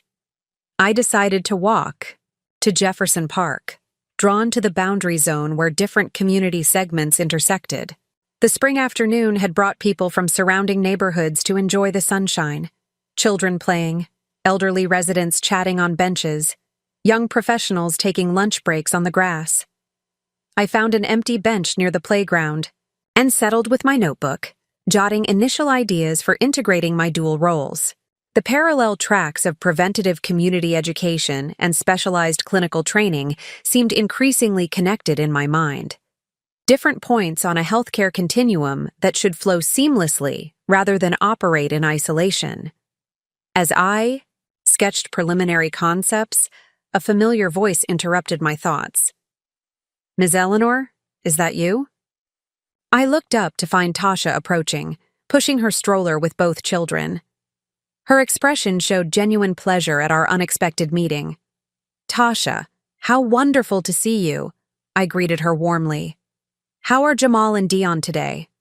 "Much better," she replied, positioning the stroller in the shade beside my bench. That cornstarch trick for Jamal's diaper rash worked better than anything the doctor prescribed. And I've been to 2 workshops at that health place you told me about. They're amazing, teaching us stuff no one ever explained before. Her enthusiasm confirmed the value of accessible health education for families navigating medical systems with limited resources and information. "I'm actually going to be working with that organization," I shared. "Starting next week, I'll be helping expand their educational programs." Tasha's eyes widened with interest. "For real? That's perfect. You know so much about kids and health and stuff. You'd be so good at teaching other moms." Her validation touched me deeply. Recognition of potential contribution from someone who would directly benefit from improved healthcare education. This wasn't abstract professional advancement, but tangible impact on families like Tasha's, potentially preventing critical situations I'd witnessed countless times throughout my hospital career. "What kinds of health information would be most helpful for your community?" I asked, genuinely seeking her insight rather than merely making conversation. Tasha considered the question thoughtfully. "Honestly, just basic stuff about when to worry and when something's normal. Like when a fever means go to the ER right away versus when you can try home treatment first, and explaining medicine instructions better. Those prescription papers use such big words sometimes." Her observations highlighted precisely the gap between clinical knowledge and practical application that often created preventable healthcare crises. Medical professionals frequently assumed baseline understanding that many patients simply hadn't had opportunity to develop, creating barriers to effective care and appropriate resource utilization. That's extremely helpful perspective, Tasha. Would you be willing to share more specific examples sometime? Your experiences could help shape our educational approach. She nodded eagerly. "Definitely. I could tell you stories about trying to figure out healthcare stuff with no one explaining anything. My friends too. We all struggle with the same things." Our conversation continued, Tasha sharing specific challenges her community faced while I took notes that would inform program development at the Community Health Initiative. Her insights offered perspective I couldn't gain through professional experience alone. The lived reality of navigating complex healthcare systems with limited resources, education, and institutional support. As we talked, I noticed a young woman hovering nearby, clearly listening to our conversation while pretending to watch her toddler on the playground. Eventually, she approached hesitantly. "I'm sorry to interrupt," she began, "but I heard you talking about health workshops. For parents? My son has asthma, and I never know when I should give his rescue inhaler versus his regular medicine. The doctor explained it once, but it was so fast, and I was too embarrassed to ask questions." Before I could respond, Tasha immediately made space on the bench. "Girl, sit down. Ms. Eleanor knows all about this stuff, and those workshops she mentioned changed everything for me. They explain things so you actually understand, and nobody makes you feel stupid for asking questions." The young woman, Kira, she introduced herself, joined our impromptu conversation, sharing her struggles navigating her son's chronic condition with limited healthcare knowledge. Soon, another mother approached, then a grandmother caring for her grandchildren, each drawn by the rare opportunity to discuss healthcare concerns in accessible, non-judgmental context. Within 30 minutes, our bench had become the center of an unplanned community health discussion. I found myself answering questions, clarifying misconceptions, and connecting women with resources I'd learned about through my community health initiative orientation. The hunger for accessible medical information was palpable, not theoretical knowledge, but practical guidance applicable to daily health management. As our spontaneous gathering eventually dispersed, Tasha helped collect contact information from those interested in attending formal workshops. "See?" she said triumphantly. "People need this stuff so bad. You're gonna change things for families like mine." Walking home that evening, I felt profound confirmation of the path emerging through this unexpected career transition. The hospital. Dismissal that had initially seemed like rejection was revealing itself as redirection toward more immediate community impact, applying specialized knowledge where it could address fundamental healthcare disparities. My financial independence had created space for this redirection, allowing exploration of opportunities aligned with purpose rather than necessity. The investment portfolio built through decades of disciplined choices now served not just as security, but as freedom to pursue meaningful contribution beyond institutional boundaries. What had begun as unwelcome disruption was revealing itself as catalyst for integrated purpose, connecting healthcare domains that typically remained separated, bridging knowledge gaps that created preventable suffering, applying experience in contexts where it could create greatest impact. As I reached my home, Daniel called with unexpected news. "Mom, I've been thinking about our conversations about community health education. Would you have time to meet with some colleagues of mine? I'm working on an affordable housing development near Riverside District, and we've been discussing incorporating health-focused community spaces. Your perspective could be incredibly valuable." His interest in connecting his architectural work with community well-being represented another unexpected integration emerging from this period of transition. Professional, worlds converging in ways that might create meaningful impact beyond individual domains. "I'd be happy to meet with them," I replied, genuinely touched by his interest in connecting our professional contributions. "Perhaps next week, after I've begun my formal role with the Community Health Initiative?" "Perfect," he agreed. "I'll set it up." "And Mom? I'm really proud of how you're approaching this transition. You're turning what could have been a setback into something potentially more meaningful than your previous position." His acknowledgement felt particularly significant. Recognition not just of resilience, but of purposeful redirection toward impact that might transcend institutional boundaries. Our relationship was evolving alongside my professional transition, moving toward authentic connection based on mutual respect and shared values rather than prescribed roles. As I prepared for bed that evening, I reflected on how completely my perspective had shifted in just 2 weeks.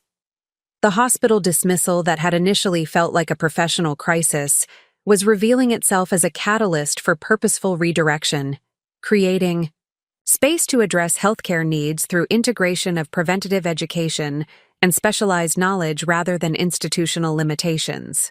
My financial independence, built through decades of disciplined investment while maintaining modest external appearance, had provided the essential foundation for approaching this transition from position of choice rather than necessity. What had begun as security strategy had become freedom to pursue purpose, aligned with deepest values and broadest potential contribution. Thursday morning dawned bright and clear, sunlight streaming through my kitchen windows as I prepared for my formal introduction at the Community Health Initiative. I selected my outfit with care, professional but approachable, balancing authority with accessibility, in a way that reflected the organization's community-centered ethos. As I arranged materials in my portfolio, my phone chimed with a message. From Vanessa, Daniel's wife. Our first direct communication since my financial revelation had shifted family dynamics. Her text was characteristically precise, but carried a new undertone of genuine interest. "Eleanor, I hope your transition is progressing well. When you have time, I'd appreciate discussing your investment approach more specifically. Your results suggest strategies worth understanding. Good luck with your new role today." Her message represented subtle but significant evolution in our relationship, acknowledgement of expertise she hadn't previously recognized, interest in perspective she had formerly dismissed. The financial revelation had clearly prompted reconsideration not just of my circumstances, but of assumptions about my capabilities and judgment. I replied briefly, suggesting coffee next week after my orientation period concluded. This emerging connection with Vanessa represented another unexpected outcome of my transition. Potential relationship beyond the formal daughter-in-law interactions that had previously defined our limited engagement. The morning mail brought another surprise, a handwritten note from Mrs. Abernathy, my elderly neighbor. Eleanor, our conversation about transitions inspired me to finally pursue something I've postponed for decades. I've enrolled in the senior art program at the community college. At 81, I'm easily the oldest student. But perhaps there's wisdom in my perspective that balances youth's technical advantages. Like you said, endings create space for new beginnings. Thank you for the reminder that age doesn't define possibility. Her note touched me deeply, evidence that personal transitions can create ripple effects beyond our awareness, inspiring others to reconsider limitations they've accepted as inevitable. My own experience was already influencing others in ways I couldn't have anticipated when the hospital restructuring first disrupted my professional identity. I arrived at the Community Health Initiative's brownstone precisely at 10 a.m., greeted warmly by the receptionist who now recognized me from previous visits. "Everyone's gathering in the conference room," she explained. "We're all excited about the expanded programming you'll be developing." The conference room contained approximately 20 staff members, representing diverse roles within the organization: healthcare, providers, educators, community outreach workers, administrative support, and development personnel. Dr. Washington stood as I entered, welcoming me with evident enthusiasm. "Everyone, I'm delighted to introduce Eleanor Martinez, who joins us as our new Director of Educational Programming," she announced. Eleanor brings extraordinary clinical expertise from her 17 years in pediatric intensive care, combined with deep commitment to healthcare equity and accessibility. Her unique perspective bridging institutional medicine and community health education will help us expand our programming in transformative ways. As I surveyed the faces around the table, all focused on me with expressions ranging from curiosity to welcome, I felt none of the anxiety that might have accompanied such transitions earlier in my career. The financial independence I'd built provided not just security, but confidence to engage this new role from position of strength rather than necessity. "I'm honored to join your important work," I began, making eye contact around the table. Throughout my hospital career, I witnessed countless situations where earlier education and preventative intervention might have avoided critical medical crises. The opportunity to address healthcare needs before they escalate represents meaningful extension of my commitment to well-being, particularly for communities with limited healthcare access. I proceeded to outline my initial vision for expanded programming, emphasizing integration of clinical knowledge with accessible community education.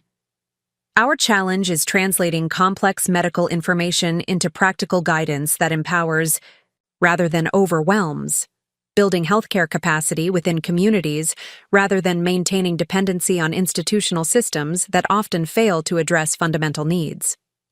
The team's engagement was immediate and thoughtful, offering insights about existing programs, community relationships, and potential opportunities for expansion.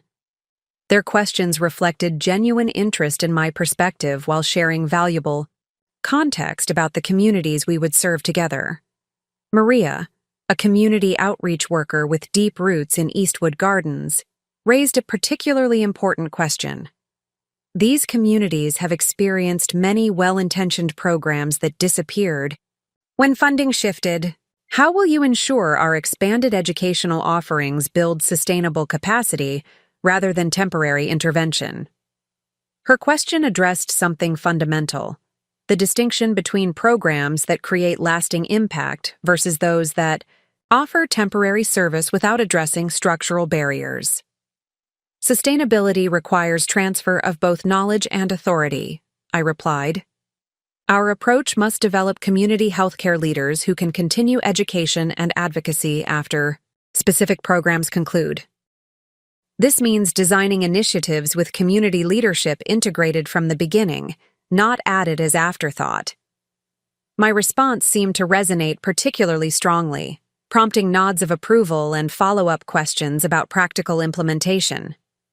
Throughout the 2-hour meeting, I found myself drawing on experiences from my hospital career, while integrating insights gained through recent community interactions, bridging perspectives in ways that seemed to energize the team's thinking. As the formal meeting concluded, staff members approached individually to welcome me and share specific insights about their work. Rosa, the nurse midwife whose prenatal workshop I had observed, offered particular encouragement. Your dual perspective is precisely what we've needed. Too often, community health and clinical medicine operate in separate universes, to everyone's detriment. Dr. Washington accompanied me on a comprehensive tour of the initiative's facilities, introducing me to additional staff and explaining operational systems. As we concluded in her office, she shared something unexpected. The board was particularly impressed with your investment background, Eleanor. Financial sustainability represents one of our greatest challenges, and your demonstrated financial acumen alongside healthcare expertise offers unique value for our organization's development. Her comment surprised me. I hadn't mentioned my investment experience during interviews, focusing instead on healthcare qualifications. I'm curious how that information emerged, I replied carefully. Dr. Washington smiled. This community is more interconnected than it sometimes appears. One of our board members serves with your son Daniel on the Urban Development Commission. When your name emerged as our leading candidate, he mentioned hearing about your remarkable financial independence through that connection. The revelation that knowledge of my investment portfolio had already extended beyond immediate family caused momentary unease. Privacy had been fundamental to my financial strategy for decades. Yet this instance of information sharing had apparently enhanced rather than diminished professional opportunity, challenging my assumption that privacy necessarily served my interests in all contexts. I've always approached financial management as personal discipline rather than professional qualification, I acknowledged. But I'm certainly open to contributing perspective if helpful to the organization's sustainability. That perspective represents additional value you bring, Dr. Washington affirmed. Many healthcare initiatives struggle precisely because well-intentioned medical professionals lack financial sustainability understanding. Your balanced expertise could help us avoid common pitfalls. As I departed the brownstone that afternoon, schedule filled with orientation activities for the following week, I reflected on how thoroughly my professional identity was expanding through this transition. What had begun as seemingly narrow hospital dismissal was creating space for integration of multiple capacities: clinical expertise, community engagement, financial acumen, educational development, in ways institutional employment had never accommodated. The financial independence I'd built through decades of disciplined investment had created not just security for this transition, but foundation for expanded contribution beyond traditional healthcare boundaries. What had originated as personal security strategy was revealing broader applications for community benefit, perspective that might strengthen organizational sustainability alongside individual well-being. Walking through Jefferson Park again on my way home, I recognized other subtle shifts in my engagement with surroundings. Where I had previously moved through public spaces with the efficient purposefulness of someone always heading somewhere else, I now noticed details previously overlooked. Children's play patterns suggesting developmental observation opportunities, elderly residents whose posture indicated potential healthcare concerns, community interactions revealing social determinants of well-being beyond medical intervention. This heightened awareness represented another unexpected benefit of career transition: freedom from institutional constraints, creating space for broader observation and engagement. Hospital responsibilities had necessarily focused attention on immediate clinical priorities, while this emerging role encouraged system-level awareness that might identify prevention opportunities before clinical intervention became necessary. Near the park's eastern exit, I encountered Tasha again, this time with several other young mothers from our impromptu gathering earlier that week. "Ms. Eleanor," she called excitedly, "we've been spreading the word about those health workshops. 20 people from our building want to come to the next one." Her enthusiasm was contagious, reflecting genuine hunger for accessible healthcare knowledge within communities often excluded from traditional medical information systems. "That's wonderful, Tasha. Would next Thursday evening work for everyone? We're planning a special session on childhood illness assessment, when to treat at home versus when to seek medical care." The women confirmed eagerly, exchanging contact information and discussing transportation arrangements with practical efficiency that highlighted their determination to access resources despite logistical challenges. Their engagement confirmed the value of healthcare education delivered with respect for community knowledge alongside clinical expertise. Not prescriptive instruction, but collaborative learning addressing real-world needs. As I continued homeward, I received an unexpected call from Dr. Keller at Westlake Memorial. "Eleanor, I've been reviewing your preliminary training outline.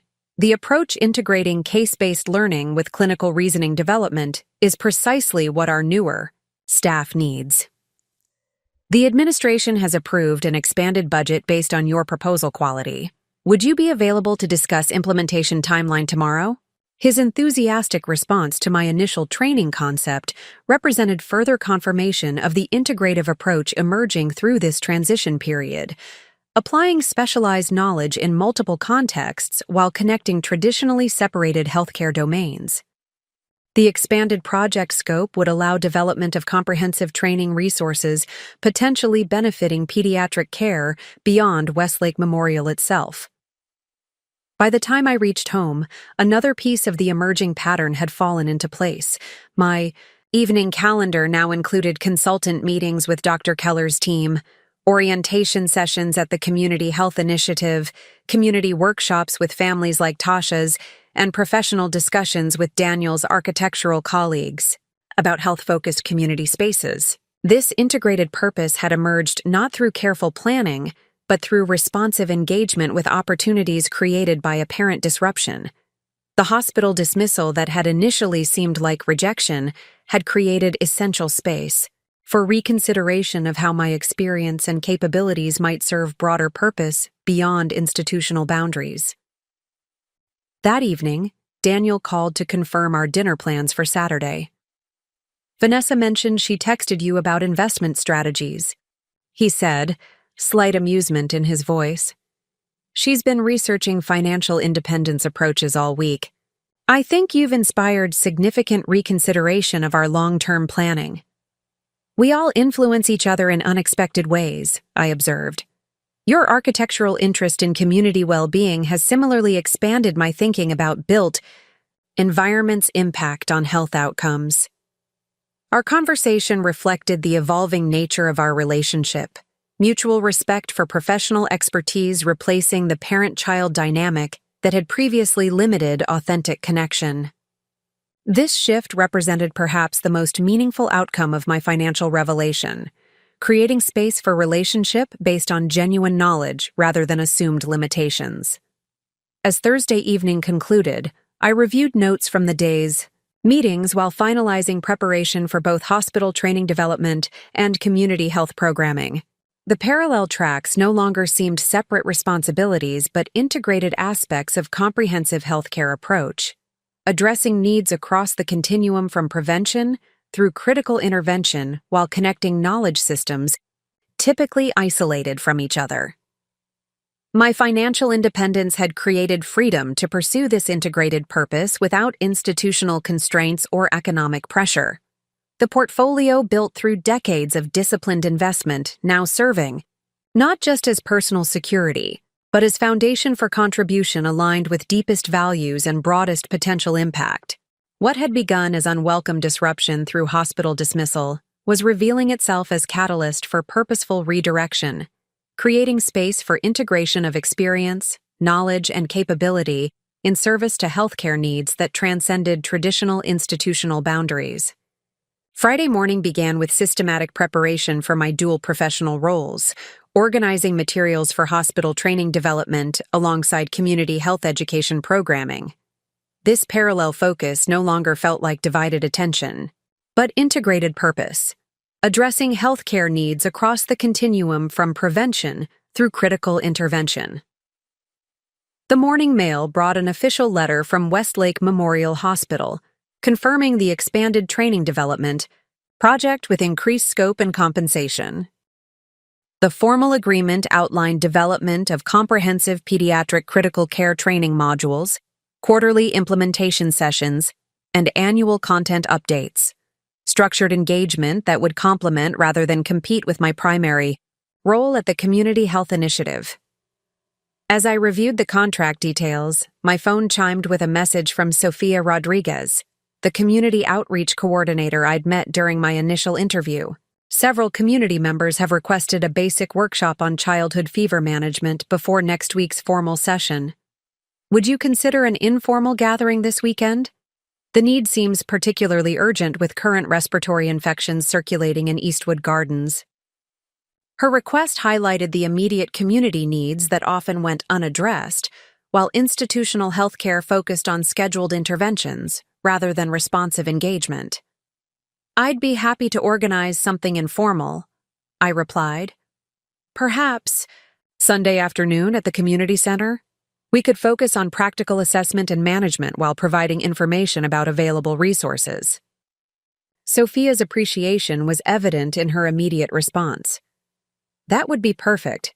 I'll arrange the space and spread the word. This responsive approach means everything to families navigating healthcare concerns with limited information and resources. This impromptu workshop represented exactly the kind of flexible, needs-based programming I hope to develop in my new role, addressing immediate community concerns while building relationships that would strengthen formal educational initiatives. Unlike rigidly structured hospital programming, community health education required adaptability to changing needs and circumstances. Mid-morning brought another unexpected development when Dr. Washington called to discuss a potential collaboration. Eleanor, Riverside Health System has approached us about developing a community hospital partnership focused on reducing preventable emergency department utilization. Your background bridging both contexts would make you the ideal lead for this initiative from our side. Would you be interested in joining preliminary discussions next week? The opportunity aligned perfectly with my emerging focus on connecting traditionally separated healthcare domains. That sounds like a valuable collaboration. Preventable emergency visits represent significant stress for families and unnecessary cost for healthcare systems. Better community education combined with appropriate resource development could address both concerns simultaneously.